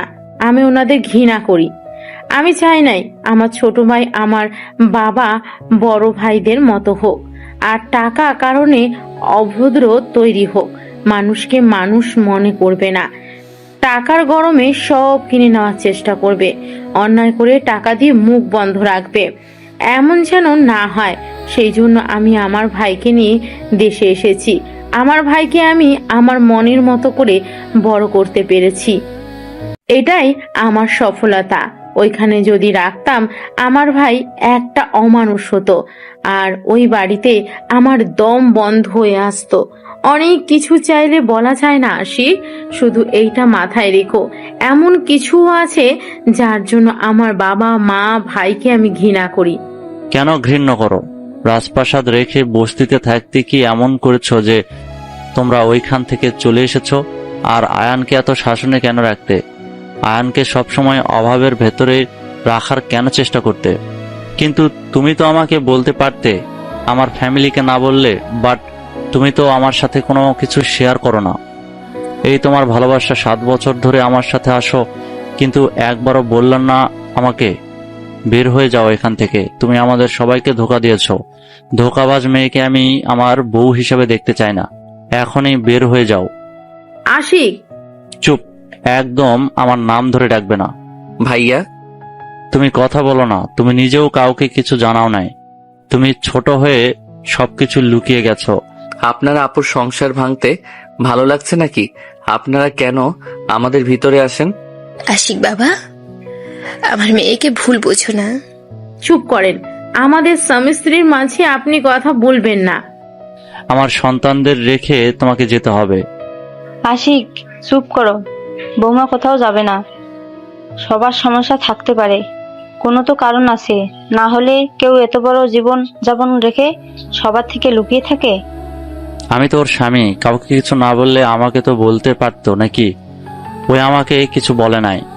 আমি ওকে গরিব ভালো ভদ্র মেয়ে টিউটর হিসেবে বিয়ে করেছিলাম, আর ওই কিনা আমাদের মিথ্যা পরিচয় দিয়েছিল। মিথ্যা কথা বলে গেছে এতদিন। আতিয়া আশিকের পা জড়িয়ে ধরলে। আয়নের আপু কিছু বলতে যাবে, সাথে সাথে আয়নের আম্মু হাত ধরে থামিয়ে দিল। আতিয়া আশিকের পা জড়িয়ে ধরে কান্না করতে করতে বলে, আশিক প্লিজ আমাকে ক্ষমা করে দাও। আমি মানছি আমার তোমাকে বলা উচিত ছিল, কিন্তু আমি তোমাকে বললে তুমি আমাকে বারবার জেরা করতে। কেন বের হয়ে এসেছি নানা ধরনের প্রশ্ন করতে, যেটা আমি তোমাকে বলতে চাই না। দেখো, সবার পার্সোনাল ব্যাপার থাকে যা সবাইকে বলা চায় না। প্লিজ আশিক, আমাকে ক্ষমা করে দাও। আর আমি সত্যিটা বললে তোমরা সবাই আমাকে ঘৃণা করবে। কি এমন কথা যে সবাই তোমাকে ঘৃণা করবে? আশিক, মামুনি অনেক ভালো। মামুনিকে তুই ভুল বুঝিস না। সবকিছু বলা যায় না। কাউকে বলা না গেলে আমাকে তো বলা যায়, তাই না? আতিয়া, পা ছাড়ো, বিরক্ত লাগছে। আর শোনো, তোমার বাবা মায়ের সাথে দুজন চলে যাও। আমি যাব না। আমি ওনাদের সাথে যেতে চাই না। আমি যদি চাই আমাদের আর কখনো বাংলাদেশে আসতে দেবে না। ওনাদের মান সম্মানে লাগবে এই বাড়ির বউ বলে। ভাইয়া প্লিজ আমাদের ক্ষমা করে দেন। আয়ন আশিকের সামনে গিয়ে ক্ষমা চাইলে আশিক কিছু না বলে আতিয়াকে সরিয়ে দিয়ে রুমে চলে গেল। আতিয়া আশিকের পিছন পিছন যেতে লাগলো। আয়ন রেগে বলতে লাগলো, এখানে আসতে কে বলেছিল আপনাদের? আপনারা কি ভাবছেন আপনারা এখানে আসবেন আর আপু আমি আপনাদের সাথে চলে যাব? আয়ান, বিশ্বাস কর বাবা, আমরা বুঝতে পারিনি এমন কিছু হবে। আমরা তো তোর হারিয়ে যাওয়ার খবর শুনে গতকাল দেশে এসেছি। 1টার দিকেই রহিমা আমাদের কল দিয়ে বলল, তাই আমরা এখানে এসেছি তোদের বুঝিয়ে নিয়ে যাওয়ার জন্য। আমরা বুঝতে পারিনি এমন কিছু হবে। ভালো করছেন ভাইয়া। যদি বের করে দেয় আপনাদের খবর আছে। আপনারা এখান থেকে দয়া করে চলে যান। আয়ন হাত জোর করে বলে আয়নের আম্মু কান্না করতে করতে চলে গেল। আয়নের আব্বু বলে ওঠে, ভুল আমাদের ছিল। তোমার আম্মুকে কেন তোমরা কষ্ট দিচ্ছ? আয়ন কিছু না শুনে অন্যদিকে ঘুরে দাঁড়ালে আয়নের আব্বু চলে গেল। রহিমা খালাও চলে গেল। নদীর আম্মু বলে ওঠে, আমি জানি না তোমাদের মাঝে কি হয়েছে, কিন্তু তোমরা কাজটা ঠিক করলে না।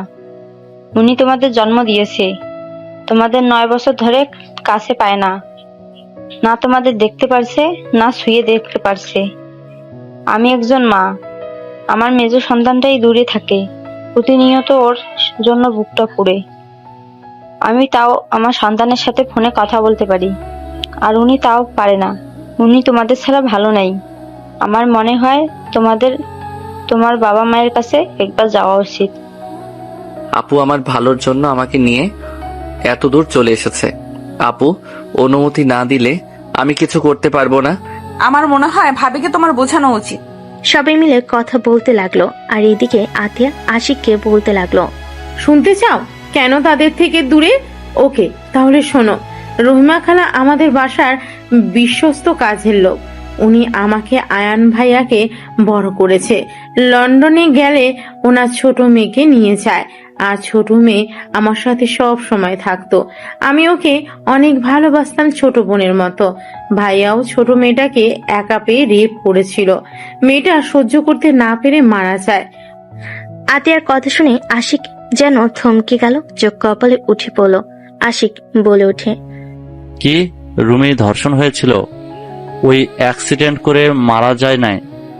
আর ওই যখন ধর্ষণ হয় তুমি কোথায় ছিলে? ওটা মিথ্যা কথা ছিল। আমি আমার ফ্রেন্ডদের সাথে 7 দিনের ট্যুরে গেছিলাম।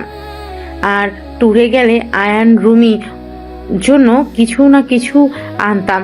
সেই দিন ওর জন্য গিফট নিয়ে আসলে ওকে খুঁজলে কেউ কিছু বলে না, সবাই চুপচাপ হয়ে থাকে। আয়ান ছোট মানুষ দৌড়ে এসে আমাকে জড়িয়ে ধরে বলে, আপু, রুমি আপুকে তো ভাইয়া আকাশে তাড়া করে দিয়েছে। কাউকে বলো না, আমি তোমাকে আসতে বললাম। বললে ভাইয়াকে পুলিশ ধরে নিয়ে যাবে। কথাগুলো শুনে আমার হাত পা ঠান্ডা হয়ে যাচ্ছিল। আমি চিৎকার করলে পরে জানতে পারি সব কিছু। আর আব্বু আম্মু সব জানার পর চুপ করেছিল। আব্বু সব কাজের লোককে টাকা দিয়ে মুখ বন্ধ করে রেখেছিল। রইমা খালা পাগল হয়ে গেছিল প্রায়। ওনাকে নিয়ে আমি থানায় যেতে চাইলে উনি আমার সাথে থানায় যায় না। টাকা দিয়ে রুমির মৃতটা অ্যাক্সিডেন্ট বলে চালিয়ে দেয়। আতিয়া কান্না করতে লাগলো। আশিকের দিকে তাকিয়ে বলে, তাহলে বলো, ওই ফ্যামিলিতে কিভাবে থাকবো? ছেলে এত বড় অন্যায় করলো, অথচ বাবা মা কিছু বলে নাই, চুপ করে থাকছে।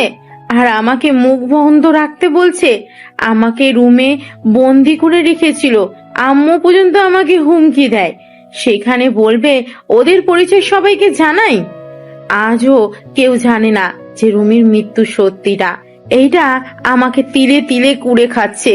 আমার নিজের ভাই হলে কি হবে? ওর শাস্তি পাওয়া উচিত ছিল। আর খালা আজ টাকার কাছে বিক্রি হয়ে গেছে। যা দেখতে পারছো সব আমার বাবার টাকায় করছে। তার বাকি সন্তানদের কথা ভেবে রুমির সাথে অন্যায় ভুলে গেছে। আমার সাথে শুধু থাকতো, তাতে আমি রুমিকে ভুলতে পারি নাই। আর উনি মা হয়ে টাকার কাছে বিক্রি হয়ে গেল। আতিয়া কান্না করতে লাগলো। আশিক আতিয়াকে জড়িয়ে ধরলো বুকের সাথে। আশিক আতিয়ার মাথায় চুমু দিল। আতিয়া বলতে লাগলো, ভাইয়া অনেক মেয়েদের জীবন নষ্ট করেছে। আমার তাতে ওকে দেখতে ইচ্ছে হতো না। লাস্টে রুমির সাথে যা করেছে সেইটা মেনে নিতে পারি নাই। আর বাবা মাকে তার হয়ে কথা বলতে দেখে পরে আর উপায় না পেয়ে আয়ানকে নিয়ে আমি পালিয়ে দেশে চলে আসি। আমি চাই না আয়ানও ভাইয়ার মতো হয়ে যাক। এখন বলো, আমি কি খুব অন্যায় করেছি? যারা অন্যায়কে অন্যায় মনে করে না, আমার ঘৃণা হয় ওনাদের দেখলে। সেখানে তাদের পরিচয় কেন চলবো বলতে পারো? আই অ্যাম সরি, আমি তোমাকে ভুল বুঝেছি। তোমাকে নিয়ে আমার গর্ব হচ্ছে। আমি ভুল মানুষকে আমার জীবন সঙ্গী হিসেবে বেছে নেই নাই। ওকে আর কাউকে এইসব বলার দরকার নাই। তুমি তোমার মতো থাকো। আতিয়া আশিককে জড়িয়ে ধরে কান্না করতে লাগলো। আশিক আতিয়াকে সান্ত্বনা দিতে লাগলো। আইন রুমে গিয়ে বসে থাকতে লাগলো। নদী আইনের পাশে এসে বসলো। আইন নদীর দিকে তাকিয়ে আবার নিচের দিকে তাকালো। নদী আইনকে বলল, আমার মনে হয় তোমার ফ্যামিলির সাথে তোমার থাকা উচিত। ওনার চোখের পানি মিথ্যা ছিল না। তোমাদের হারানো ব্যথা তার চোখের পানিগুলো স্পষ্ট দেখা যাচ্ছিল। সেই তোমাদের আম্মু, সেই কখনোই তোমাদের ক্ষতি চাইবে না। আমারও ইচ্ছে করে আম্মুর কাছে যেতে, কিন্তু আমি আপুকে কষ্ট দিতে পারবো না। ভাবিকে কাছে গিয়ে বোঝাও, দেখো বাবা মা কতদিন বাঁচবে। যদি তাদের সাথে শেষ পর্যন্ত না থাকতেই পারে, তাহলে সন্তান হয়ে জন্ম নিয়ে কি লাভ হইলো? ফ্যামিলির সাথে বাঁচতে শিখতে হয়। সবাই মিলেমিশে থাকার মাঝে আনন্দ আছে। দেখো না আমাদের ফ্যামিলি একসাথে থাকে, কত মজা হয়। এভাবে দূরে দূরে থাকলে কি কোনো মজা আছে বলো? আমি কি করব? আমার মাথায় কিছুই ঢুকছে না। মাথা ব্যথা করছে, ঘুমাবো। আইন উপর হয়ে শুয়ে পড়ল। নদী আইনের দিকে কিছুক্ষণ তাকিয়ে থেকে ভাবতে লাগলো, তুমি আমাকে ছেড়ে চলে যাবে। ভাগ্যিস তোমার প্রতি ভালোবাসা প্রকাশ করি নাই, করলে আজ আরো বেশি কষ্ট পেতে হইতো। নদীর চোখের কোণায় পানি গড়িয়ে পড়তেই মুছে নিল। সন্ধ্যার দিকে ঘুম ভাঙলে চোখ খুলে দেখে নদী ওর পাশে আদর্শা হয়ে বসে আছে। আইন নদীর কোলে মাথা দিতেই নদী চমকে উঠল। আইন জড়িয়ে ধরে বলল, তুমি কি আমার উপরে ভাইয়ার মতো রাগ করছো? আমি রাগ করলে কি আর না করলে কি আয়ান? আমি তো আর তোমার কেউ না। নদী, তুমি আমার স্ত্রী, তুমি কি আমাকে ভালোবাসতে পারবে না? আমি কি তোমার ভালোবাসা পাওয়ার যোগ্য না? তুমি বড়লোক ঘরের ছেলে, আমাদের সাথে তোমার যায় না। তুমি বিয়ে করলে বড়লোক দেখে বিয়ে করবে। তুমি আমার গার্লফ্রেন্ড না নদী, তুমি আমার বিয়ে করা বউ। বউ গার্লফ্রেন্ডের মধ্যে অনেক পার্থক্য। আমি তোমাকে খুব তাড়াতাড়ি ডিভোর্স দিয়ে দিব। ও সরি, তুমি তো অন্য কাউকে ভালোবাসো। আমাকে ডিভোর্স দিয়ে তার কাছে চলে যাবে নাকি? তোমাকে যখন ওই লোকটা বিয়ে করলো না, তখন তুমি তোমার বয়ফ্রেন্ডকে বিয়ে করতে পারো নাই? কোথায় ছিল তোমার বয়ফ্রেন্ড? দেখো, আমি তোমাকে ছাড়তে পারবো না। মানুষ জীবনে বিয়ে একবার করে, বারবার করার কোনো ইচ্ছে নাই। আমি তোমাকে ভালোবাসি, আমি আর কাউকে বউ হিসেবে মেনে নিতে পারবো না। তুমি আমাকে ভালোবাসো না, এটা আবেগের বশে বলছো। তোমার বাবা মা যদি বলে মেয়ে বড় বেশি, ছেলের বউ হিসেবে মানলাম না, তখন তুমি নিজেই আমার হাত ছেড়ে দিবে। আর এখন আমাকে ভালো লাগছে, ভবিষ্যতে আমাকে তোমার ভালো লাগবে না। নদীর কথা শুনে আয়নের রাগ উঠলো। আয়ন কোনো কিছু না বলে উঠে পড়লো। আয়ন ওয়াশরুমে চলে গেল। আয়ন মুখে পানি দিয়ে আয়নের দিকে তাকিয়ে থাকতে আয়ন ভাবতে লাগলো, আমাকে ডিভোর্স দিবা তাই না? আগে তোমাকে বাচ্চার আম্মু বানাই, তারপর দেখবো আমাদের ছেড়ে কিভাবে যাও। আর এই ফালতু কথা বলা বের করব। আয়ন দুষ্ট হাসি দিয়ে ফ্রেশ হয়ে বের হইল। নদীর দিকে তাকাতে নদী উঠে চলে গেল। আয়ন নদীর পিছন পিছন যেতে লাগলো। আয়নের পকেটে বাদাম থাকাতে আয়ন একটা বাদাম নিয়ে সোজা নদীর কোমরের দিকে ছুঁড়ে মারল। নদীর ভুল কুচকে পিছনে তাকালে আয়ন শীষ বাজাতে বাজাতে অন্যদিকে তাকিয়ে নিচে নেমে যেতে লাগলো। নদী বলে উঠল, ফাজিল কোথাকার, বেয়াদব ছেলে একটা। নদীর কথা শুনে সবাই নদীর দিকে তাকালো। আয়ন নদীর দিকে তাকিয়ে বলে, এক্সকিউজ মি, আমাকে কিছু বলছেন? থাপ্পড় মেরে দাঁত ফেলে দিব। আন্টি, এটা কি ধরনের বেয়াদব বলেন তো? স্বামীর দাঁত ফেলে দিলে সবাই ওনাকে বলবে না? দাঁত ছাড়া স্বামী, মান সম্মান কার যাবে বলেন তো? আয়নের কথা শুনে আতিয়া বাদে সবাই হেসে দিল। নদী রেগে বলে উঠল, জাস্ট শাট আপ আয়ান। ঢং। আয়ন কথাটা বলে নিচে নামলো। নদী নিচে নেমে সোফায় বসলে আতিয়া বলে ওঠে, নদী, মন থেকে একটা কথা বলবে? কি কথা ভাবি? তুমি কি সত্যি আয়নের সাথে থাকতে চাও না? দেখো, মন থেকে বলো। যদি না থাকতে চাও তাহলে আমাদের বলো। আতিয়ার কথা শুনে নদী চুপ করে থাকলো। আয়ন বলে ওঠে, আপু, ওনার কথা রাখো। আমি ওনাকে ডিভোর্স দিব না। উনি আমাকে মেনে নিক বা না নিক, উনি আমার স্ত্রী নামে থাকবে। আমি বেঁচে থাকতে ওনাকে অন্য কারো হতে দিব না। Just set up. কেউ থাকতে না চাইলে তাকে জোর করে রাখা যায় না আয়ান। যে চলে যেতে চায় তাকে চলে যেতে দিতে হয়, না হলে সেই তীরে তীরে কষ্ট পেতে পেতে মারা যাবে। আপু, আমি ওনাকে ছাড়া কাউকে আমার লাইফে চাই না। উনি আমার স্ত্রী, উনি থাকবে সারা জীবন। বলো। আয়নের কথা শুনে নদী অবাক হয়ে তাকালো। তুলি বলে উঠল, আয়ান তোমাকে সবার সামনে চাচ্ছে, আর তুমি এত ভাব কেন নাও আপু? এসব আবেগ, আবেগ চলে গেলে তখন আর আমাকে ভালো লাগবে না। বারবার এক কথা কেন বলো? আমি একবারও বলছি এইটা আমার আবেগ, তুমি আমার স্ত্রী, তাই আমি তোমাকে ভালোবাসতে শুরু করছি। বলতে ভালোবাসি। দেখো, আমি তোমাকে চেয়েছি মানে তোমার আমার হয়ে থাকতে হবে। তোমার বয়ফ্রেন্ড যেই থাকুক আমি তার হতে দিব না। আয়ান, সবকিছুতে জেদ মানায় না। ওই না থাকলে জোর করে কিভাবে রাখবি? ওই আস্তে আস্তে ঠিক আমাকে ভালোবাসবে, এইটা আমার বিশ্বাস। চুপ কর নদী, তুমি ভেবে দেখো। যদি দেখো না থাকা সম্ভব না, তাহলে ডিভোর্স লেটার দিয়ে দিও। আমার ভাবার কিছু নাই, আমি ওর সাথে থাকতে পারবো না। নদীর কথা শুনে আয়নের রাগ হতে লাগলো। আয়ান বলতে লাগলো, মন থেকে বলছো নাকি? তুমি বুকে হাত দিয়ে আমার চোখের দিকে তাকিয়ে যদি এই কথা বলতে পারো, যাও, আমি তোমাকে নিজে ছেড়ে দিব। তোমাকে আমি কখনোই ডিস্টার্ব করব না। আয়ন নদীর সামনে গিয়ে হাঁটু গেড়ে বসে পড়ল। তাকাও আমার দিকে। এইসব ফালতু ডায়লগ দিবে না তো। আমি যেটা বলছি ওইটা করো। ওইসব করা লাগবে না আমার। আমি ভালোবাসি না, এটাই আসল কথা। এত নাটক আমি করতে পারবো না। নাটক লাস্টবার করো। আমার দিকে তাকিয়ে কথাগুলো বললে আমি আর তোমার সাথে থাকবো না। আয়ন জোরাজুরি করতে লাগলো। এক পর্যায়ে আয়নের উপরে বিরক্ত হয়ে নদী চিল্লাইয়ে বলে উঠল, আমি তোমাকে ভালোবাসি না। এক কথা কতবার বলবো? হ্যাঁ, তোমার দিকে তাকিয়ে বলছি, কান খুলে শুনে নাও। আমি তোমাকে ভালোবাসি না মানে ভালোবাসি না। তোমার সাথে সংসার করা আমার পক্ষে সম্ভব না। দয়া করে আমাকে মুক্তি দাও প্লিজ। আমার লাইফ থেকে চলে যাও তুমি। নদী কথাগুলো শেষ করতেই আয়ন কিছু না বলে উঠে পড়ল। আয়ন মুখে হাসি রেখা টেনে বলে, ঠিক আছে, মুক্তি দিয়ে দিব। বুঝেছি, আমার সব ধারণা ভুল ছিল। আসলে তুমি আমাকে ভালোবাসো না। আয়নের চোখের কোণে পানি আসতে লাগলো। আয়ন চোখ মুছতে লাগলো। তুলি কিছু বলতে গেলে আয়ন বলে, চুপ করো, আর কাউকে ওনাকে বোঝানোর দরকার নাই। আপু ঠিক বলছো, জোর করে রাখা উচিত না। আসলে উনি আমাকে ভালোবাসে না, অন্য কাউকে ভালোবাসে। আতিয়া কিছু বলতে যাবে আয়ন রেখে নদীর দিকে তাকিয়ে বলল, 1 তালাক 2 তালাক। আয়ান কি করছিস? আয়ান এমনটা করো না। আপু দয়া করে কেউ আমাকে বাধা দিবেন না। 3 তালাক। যান, আপনি আজ থেকে মুক্ত। সঠিক সময় ডিভোর্স লেটার পেয়ে যাবেন।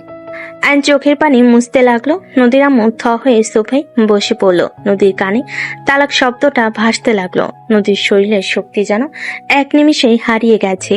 নদী পাথরের মতো বসে থেকে আয়নের দিকে তাকিয়ে থাকতে লাগলো।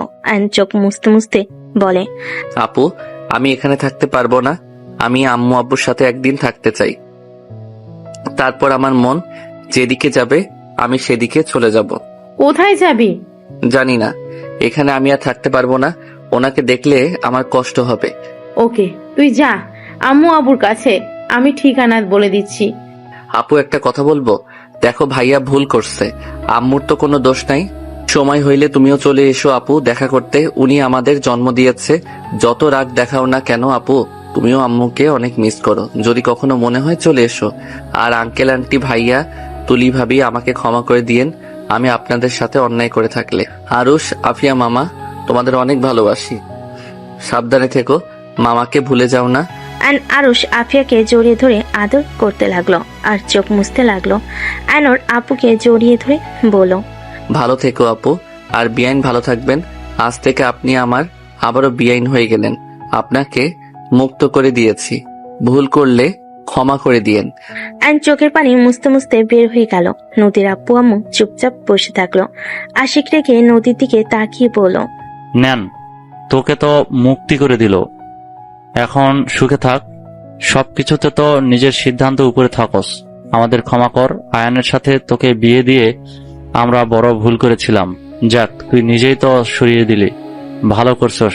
ডিভোর্স লেটার পাঠিয়ে দিস ওকে। আশিক রেগে চলে গেল। নদীর চোখ দিয়ে পানি গড়িয়ে পড়তে লাগলো। তুলি নদীকে ধাক্কা দিতে নদী ফুলরে পড়ে গেল। আতিয়া দৌড়ে গিয়ে নদীকে দেখে নদী অজ্ঞান হয়ে গেছে।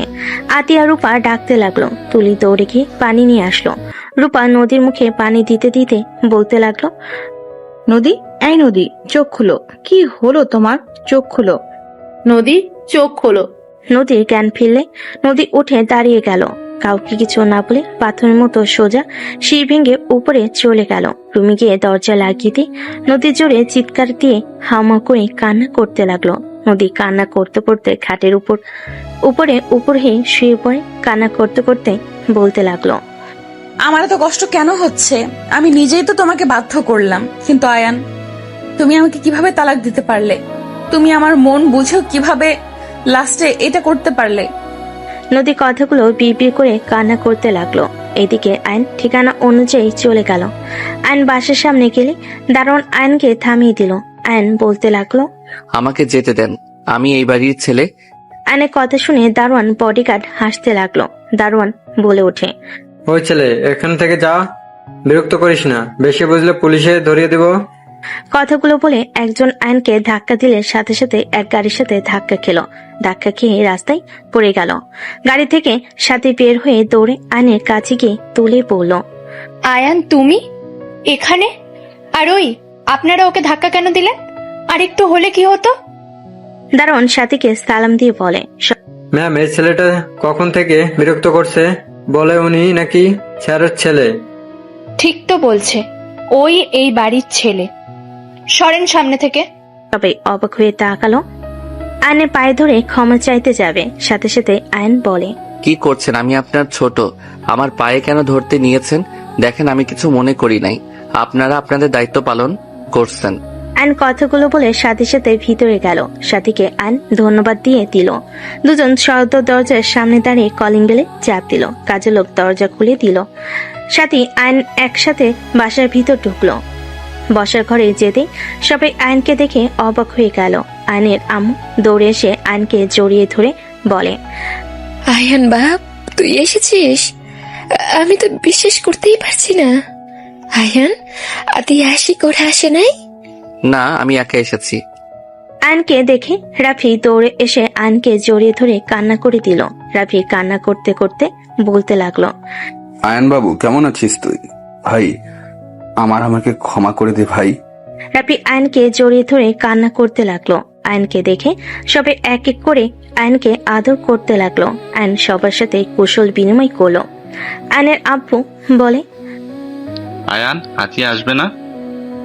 আমি জানি না। আচ্ছা আয়ান, চল রুমে গিয়ে ফ্রেশ হয়ে নে বাবা। আয়নের আম্মু আয়নকে নিয়ে রুমে চলে গেল। 5 বছর পর আম্মু আপুরা আসবে না? সবাই আসবে, তোর বিয়ে আর তোর বোন আসবে না, তা কি হয় নাকি? আপু তো আমার সাথে কথা বলছে না। আসবে, চিন্তা করিস না তো, ওই যে এসে গেছে। আয়ন সদর দরজার দিকে তাকালে আরুষ আফিয়া দৌড়ে এসে আয়নকে জড়িয়ে ধরলো। আয়ন ওদের আদর করতে লাগলো। আতিয়ার দিকে তাকাতেই নদীকে দেখতে পেয়ে আয়নের বুকটা কেঁপে উঠল। আয়নের আব্বু আম্মু ভাবি সবাই নদীর ফ্যামিলির সাথে কথা বলতে লাগলো। আয়ন আতিয়ার কাছে এগিয়ে গেলে আতিয়া কিছু না বলে হাঁটা দিল। আয়ন বলে ওঠে, আপু, আমি কি করছি? কেন আমার সাথে এমন করছো? 3 বছর ধরে আমার সাথে ঠিকভাবে কথা বলছো না। ওই আপু, কি হয়েছে তোমার? দয়া করে আমার কানের কাছে ভ্যান ভ্যান করবেন না। আপনার বিয়ে, তাই সবাই মিলে খেতে এসেছি, আপনার ভ্যান ভ্যান শুনতে আসি নাই। আতিয়া কথাটা বলে চলে গেল। আর নদীর আব্বু আম্মু তুলি আশিকের সাথে কুশল বিনিময় করলো। নদীর দিকে তাকাতেই নদী মিষ্টি করে হেসে বলে, অভিনন্দন বিআই। ধন্যবাদ। কেমন আছেন? জি আলহামদুলিল্লাহ, অনেক ভালো। ভিতরে আসেন। আয়ন সবাইকে ভিতরে আসতে বলল। আয়নের আম্মু বলে, আয়ান, মামুনিদেরকে রুমে নিয়ে যা। ঠিক আছে আম্মু। আয়ন নদী তুলির লাগেজ নিয়ে হাঁটতে লাগলো। দুজন আয়নের পিছন পিছন যেতে লাগলো। তুলি বলে ওঠে, আয়ান, তোমাদের বাসাটা তো বিশাল বড়, এত বড় বাসায় থাকতে ভয় লাগে না? একটু তো ভয় লাগতো, এখন বিয়ে করতে যাচ্ছি, বউ পাশে থাকলে ভয় আসার প্রশ্ন ওঠে না। ও আচ্ছা। নদী তুলি আয়নের পিছন পিছন যেতে লাগলো। আয়ন ওদের রুম দেখিয়ে দিয়ে রুম থেকে বের হয়ে গেল। আয়নের বুকের ভিতর ঝড় উঠতে লাগলো। আর নিজেকে সামলিয়ে নিয়ে ওর কাজিনদের সাথে আড্ডা দিতে চলে গেল। সন্ধ্যের দিকে আয়ন রুমে একা বসে আছে, এক দৃষ্টিতে ফ্লোরের দিকে তাকিয়ে আছে। আয়নের আম্মু ডাক দিলে আয়ন ভাবনার জগৎ থেকে বের হয়ে নিচে চলে গেল। আতিয়া না তাকিয়ে অন্যদিকে তাকালো। আয়ন ওর আম্মুর দিকে তাকিয়ে বলল, কিছু বলবে? সারাদিন রুমে কি করিস? হ্যাঁ, এতগুলা বিআই থাকতে সবাইকে নিয়ে একটু ঘুরে আসতে পারিস না? ওই খচ্চর 4টা তোদের কাজ কি ছিল? আয়নের কথা শুনে ওর এক কাজিন বলে, ভাইয়া, আমার দোষ নাই, ওনারা তোমার কথা বলে, সবাই একসাথে যাবে। আম্মু, আমি একটু সাথীদের বাসায় যাব। বাব্বা, আয়ান, বউকে কি চোখে হারাচ্ছ নাকি? তুলির কথা শুনে নদী আতিয়া বাদে সবাই হাসতে লাগলো। আয়ন মুখে হাসি রেখা টেনে বলে, ওকে, যাও যাও, আগামীকাল তো গায়ে হলুদ, তারপর বিয়ে। এখনো তাকে পেতে হইলে 2 দিন অপেক্ষা করতে হবে। রাফি আয়নের দিকে তাকিয়ে বলে, আয়ান, তুই ঠিক আছিস? কোনো কিছু নিয়ে চিন্তায় আছিস নাকি? দেখ, তোর যদি ওই বিয়েতে মত না থাকে সোজা বলে দে, আমি ওদের বুঝিয়ে নেব। তোর উপরে প্রেশার দিতে চাই না। রাফির কথা শুনে আতিয়া বলে ওঠে, আপনি আবার অন্যের কথাও ভাবেন? রাফি আতিয়ার কথা শুনে চুপ হয়ে গেল। আর কিছু না বলে আরুষ আপিয়ার সাথে খেলা করতে লাগলো। আইন কিছু না বলে যেই ঘুরতে যাবে, পিছনে সাথে সাথে রাকিবকে দেখে আইন খুশিতে জড়িয়ে ধরল। দোস্ত, তুই এসেছিস? তোর বিয়ে আমি আসবো না তা তো হয় না। তোর শালিকার সাথে প্রেম তো করা লাগবে নাকি? শালা? তুই শালা হবি, আমি না। ওকে, যেই হোক চল আমার সাথে, আমার ভালো লাগছে না। কোথায় যাব? যেখানে যাওয়ার কথা। আরে, এটাই তো ম্যাম। রাকিব আইনকে ছেড়ে দিয়ে নদীর সামনে গিয়ে বলে, আসসালামু আলাইকুম ম্যাম, কেমন আছেন? ওয়ালাইকুম সালাম, ভালো। তুমি কেমন আছো? আলহামদুলিল্লাহ ম্যাম, আপনার সাথে তো আয়নের তেমন একটা কথাই হতো না, সেখানে আর কাউকে দাওয়াত না দিয়ে আপনাকে দিয়েছে। রাকিব, ওইটাই আমার বোন। আশিকের কথা শুনে রাকিব ভ্যাবাচেকা খেয়ে গেল। রাকিব মুখ ফসকে বলে ওঠে, শালা, তুই তাহলে ম্যামের প্রেমে হাবুডুবু খাচ্ছিলি? রাকিবের কথা শুনে সবাই অবাক হয়ে গেল। আয়ন রাকিবের মুখ চেপে ধরে নিয়ে যেতে লাগলো। আয়নকে গাড়িতে তুলে আয়ন ড্রাইভিং করতে লাগলো। আয়ন সোজা সাথীদের পাশে চলে গেল। আয়নকে দেখে সবাই অবাক হয়ে তাকিয়ে আছে। আয়নের ভাবি বলে ওঠে, আয়ান তুমি এখানে, ভিতরে আসো। ভাবি সাথী কোথায়? আয়নের কথা শুনে সবাই মিটিমিটি হাসতে লাগলো। আয়নের ভাবি মিটিমিটি হেসে আয়নকে দেখিয়ে দিল রুম। আয়ন রাকিবকে নিয়ে সোজা সাথীর রুমের দিকে নক করতে লাগলো। কে? আমি আয়ান। আসো। আয়ন রাকিবকে বাহিরে রেখে ভিতরে ঢুকলো। সাথী আয়নকে দেখে বলল, তুমি এখানে কেন? আমার লাইফটা নষ্ট করতে নিয়েছো? আবার দেখতে আসলে নাকি যে কেমন দেখা যাচ্ছে বিয়ের পর কেমন অবস্থা করব? সাথী বাজে কথা বলো না। রাকিব ভিতরে আয়। রাকিব ভিতরে আসে। সাথী রেগে বলে, তুমি এখানে কি করছো? বের হও। এই চুপ করো। শুনো, আমি রাকিবকে বলেছিলাম তোমাকে পটাতে। হ্যাঁ মানছি আমি ওকে লোভ দেখিয়েছিলাম, কিন্তু রাকিব তো তোমাকে সত্যি করে ভালোবাসে। ওই তোমাকে লোভের জন্য ভালোবাসে নাই। তুমি শুধু শুধু ওর উপরে রেগে আছো। শুনো, রাগ জিদ অভিমান করে ভুল সিদ্ধান্ত নিও না, যা সারা জীবন পস্তাতে হবে। আমার কাছে আইডিয়া আছে, শোনো। আমার কিছু শুনতে হবে না, বের হও দুজন। আমার কারোর সাথে কথা বলার কোনো ইচ্ছে নেই। রাকিব সাথীর পায়ের কাছে বসে পা জড়িয়ে ধরে বলে, সাথী আমি তোমাকে অনেক ভালোবাসি, আমি তোমাকে ছেড়ে থাকতে পারবো না। আমি তোমাকে নিয়ে পালিয়ে যেতে চাই। সাথী আমার চাকরি হয়েছে, আমি জানি আমি তোমাকে তোমার আব্বুর দামি দামি কিছু দিতে পারবো না, তবে আমি তোমাকে কখনোই কষ্ট পেতে দিব না। আমি তোমাকে সুখে রাখার চেষ্টা করব। প্লিজ তুমি আমাকে ক্ষমা করে দাও। রাকিব কান্না করতে নিলে সাথে নিজের রাগ অভিমান ভুলে রাকিবকে জড়িয়ে ধরে কান্না করতে করতে বলে, আমার কিচ্ছু চাই না, আমি শুধু তোমাকে চাই রাকিব। চলো এখন পালিয়ে যাই আমরা। এই না, এখন না, আমার আইডিয়া শোনো। অ্যান্ড দুজনকে প্ল্যান খুলে বলো। কথা বলা শেষ হলে সাথী বলে, ওকে এখন যাও দুইজন। আরে বউ একটু দেখি না। শালা কাকে বউ বলোস? অথক্য, বন্ধুর বউ মানে তো আমারও বউ, আর আমার বউ মানে তো তোর ম্যাম। আয়নের কথা শুনে দুজন হেসে দিল। আয়ন রাকিবকে নিয়ে বের হয়ে গেল। আয়ন সোজা বাসে চলে গেল। আয়ন রাকিব রুমে বসে থেকে প্ল্যান করতে লাগলো। আয়নকে ওর কাজিনরা ডেকে নিয়ে যেতে লাগলো। ওদের সাথে সাদেকি আড্ডা দিতে লাগলো। রাতে দুজন রুমে গিয়ে ঘুমিয়ে গেল। সকালে হলুদের অনুষ্ঠান শুরু হলে সবাই নাচ গান করতে লাগলো। নদী আয়নের দিকে তাকিয়ে মুখে হাসি রেখা টেনে আয়নের গালে হলুদ লাগিয়ে দিল। আয়ন নদীর হাত ধরলে নদীর চোখের পানি গড়িয়ে পড়ল। আয়ন টান দিয়ে ঘুরিয়ে হলুদ লাগিয়ে দিয়ে বলে, আরে বিয়াইন আমাকে দিবেন, শুধু নিজেও তো নেন। আয়ন হলুদ দিয়ে হাসতে লাগলো। সাথে ওর কাজিনরা বন্ধুরা হাসতে লাগলো। গায়ে হলুদের অনুষ্ঠান শেষ হয়ে গেলে সবাই আড্ডা দিতে লাগলো। বিয়ের দিন চলে আসলো। 6টার দিকে বরপক্ষ হয়ে রওনা দিল। আয়ন রাকিব ওর বন্ধুরা সবাই বরের ড্রেস পরেছে। সবাই রুমাল দিয়ে মুখ ঢেকে রেখেছে। সাথীদের বাসার সামনে গেটে নামলে সবাই একসাথে ভিতরে গিয়ে বসে পড়ল। আয়ন আস্তে আস্তে ওইখান থেকে সরে সোজা কাজের কাছে চলে গেল। কাজীকে টাকা দিয়ে রাকিবের আর সাথীর বিয়ে সবকিছু লিখে রাখতে বলল। ওখানে ঠিক করে আয়ন রাকিবকে টেক্সট দিয়ে ওখান থেকে চলে গেল। আয়ন সোজা ব্রিজের নিচে চলে গেল। আয়ন শেরানি খুলে ফেলে দিল আর আকাশের দিকে তাকিয়ে থেকে ভাবতে লাগলো, আল্লাহ, আমার প্রিয় মানুষটা কেন আমার হয়েও হলো না? সাথীর মতো কেন আমাকে ভালোবাসতে পারলো না? সাথী রাকিবের ধোঁকা জেনেও তো ওকে কবুল করে নিল। আর আমার ভালোবাসার মানুষের কাছে আমি কি অন্যায় করেছিলাম? কেন সে আমাকে বলল ওই আমাকে ভালোবাসে না? আমি কি সত্যি কারো ভালোবাসা পাওয়ার যোগ্য না? আয়ন চোখের পানি ফেলতে লাগলো। আয়ন সারা রাত ব্রিজের নিচে গিয়ে কাটিয়ে দিল। সকালে ভোরের আলো ফুটতে আয়ন ব্রিজের উপরে উঠে পড়লো। রিক্সা নিয়ে বাসে চলে গেল। রিক্সা ভাড়া দিয়ে আয়ন ভিতরে চলে গেল। আয়ন বাসের ভিতরে ঢুকতেই বসার ঘরে গেলে সবাই আয়নের উপর রেগে কিছু বলবে। তার আগে নদী আয়নকে দেখে সিঁড়ি থেকে নিচে নেমে দৌড়ে এসে আয়নকে শক্ত করে জড়িয়ে ধরে সারা মুখে চুমু দিতে দিতে বলতে লাগলো, আয়ান সারা রাত কোথায় ছিলে জানো? কত ভয় পেয়ে গেছিলাম। আয়ান আমি তোমাকে অনেক ভালোবাসি। আমি তোমাকে ছাড়া কাউকে ভালোবাসতে পারবো না। আমি তোমাকে আমার জীবন থেকে বেশি ভালোবাসি। আয়ান তোমাকে আমার ভালোবাসতে হবে না। আয়ান তুমি শুধু আমাকে তোমার আশেপাশে থাকতে দিও, আমার তাতেই হবে। তাও তুমি আমার থেকে দূরে যেও না। নদী কথাগুলো বলে হামা করে কান্না করতে লাগলো। সবাই হতভম্ব হয়ে তাকিয়ে আছে। আয়নের চোখের কোণায় পানি গড়িয়ে পড়তে লাগলো। নদী আয়নকে আষ্টে পিষ্টে জড়িয়ে ধরে বলতে লাগলো, আয়ান, আমি কাউকে ভালোবাসি না, আমি তোমাকে ভালোবাসি। আমার কোনো বয়ফ্রেন্ড নাই আয়ান। তুমি সেদিন আমার পুরো কথা না শুনে সোফায় গিয়ে শুয়ে পড়লে। আয়ান, আমি সেই দিন তোমাকে ভালোবাসার কথা বলেছিলাম, তুমি আমাকে বুঝতে পারো নাই। আয়ান, আমি সবার মতো আমার ভালোবাসা আমি প্রকাশ করতে পারি না। তুমি তো আমাকে বুঝেও লাস্টে বুঝলে না আয়ান।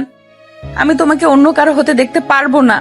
নদী কান্না করতে করতে আয়নের পায়ের কাছে বসে পা জড়িয়ে ধরে কান্না করতে করতে বলতে লাগলো, আয়ান প্লিজ আমাকে ক্ষমা করে দাও, আমি তোমার কাছে ভিক্ষা চাচ্ছি।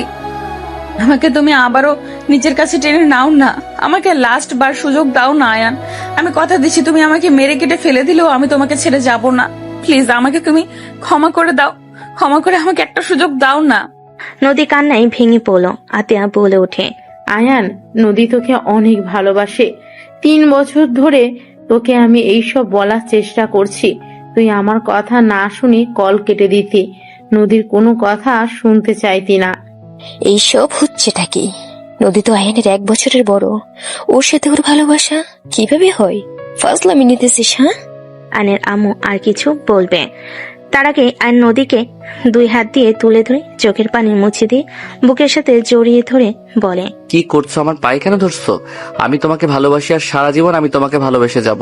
তুমি আমার পাশে থাকো বা না থাকো, সেই দিন তুমি আমাকে ওইভাবে না বললে আজ একটা ভালো সম্পর্ক থাকতো। আয়ান, কি আবল তাবল বকছিস? নদী হাতিয়ার 1 বছরের ছোট হবে, ওই তোর বড় বোনের মতো।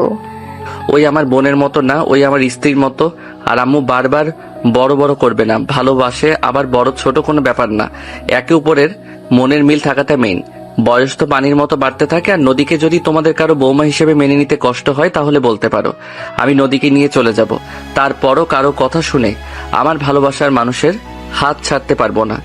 আয়নের কথা শুনে আয়নের আব্বু বলে, রাহেলা, রাগ করো না, আমাদের সন্তানরা যার সাথে থেকে সুখে থাকবে তার সাথে বিয়ে দেওয়াই ভালো। আয়নের বড় চাচু বলে ওঠে, যাক, ভালোই হলো। শফিক, শোনো, আমরা সবাই যখন আসি এই সুযোগে ওদের বিয়েটা দিয়ে দাও। কাজী নিয়ে আয়। আয়নের বড় চাচুর কথা শুনে আয়ন খুশি হইল। রাফি কাজীকে ফোন দিয়ে চলে আসতে বলল। কাজে আসলে আয়ন নদীর বিয়ে পড়ি দিতে লাগলো। বিয়ে পড়ানো শেষ হলে রাকিব সাথে সাথে এসে পড়ল। ছি শালা বাবু, ছি, ম্যামকে বিয়ে করতে লজ্জা লাগে না? ছি বন্ধু কাজিন, ছি। এই ঢং বন্ধ করো। ছিছি করলে সাথীকে নিয়েও বাসর ঘরে চলে যাব। আমি রাজি। কুত্তা বিড়াল কি বলো? গলা টিপে মেরে ফেলবো। নদী আয়নের গলা ধরে সবাই হাসতে লাগলো। আয়ন নদীর হাত ধরে বলতে লাগলো, আরে আরে বউ, মজা করছি। সাথী রাকিবের বউ, বন্ধুর বউ, তার উপরে কাজিন, আবার বিআইন, একটু মজা করছি। সরি জান, ছাড়ো, ব্যথা লাগছে। যাই হোক, বলেন কেন? আয়ন উঠে নদীকে কোলে তুলে নিল। সবাই মিটিমিটি হাসতে লাগলো। নদী লজ্জায় আয়নের বুকে মুখ লুকিয়ে নিল। আয়ন নদীকে নিয়ে চলে গেল। রাকিব বলতে লাগলো, শালা বাবু, আরেকটা বিয়ে করলে আমাকে ভাগ দিস। তোর মনে হয় মার খাওয়ার ইচ্ছে জাগছে। সাথী মারতে যাবে। রাকিব কানে হাত দিয়ে উঠবোস করতে লাগলো। আর আয়ান নদীকে খাটের উপরে গেলে দুষ্টু হাসি দিয়ে এগিয়ে যেতে নিলে নদীর দুষ্টু নজরে তাকাতেই আয়ন ফিক করে হেসে বলল, আরে বা, বউকে পড়ো পুচ্ছি লাগছে। তাই দেখাচ্ছি মজা। নদী কথাগুলো বলে আয়নের শার্ট ধুয়ে টান দিয়ে নিচে ফেলে দিয়ে ঝাঁপিয়ে পড়ল। আয়ন নদীকে নিয়ে সুখের সাগরে চলে গেল। কি ভাই, এত খুশি হওয়ার কিছু নাই, আপনি তো সিঙ্গেল, যান যান, এদের রোমাঞ্চ করতে দেন।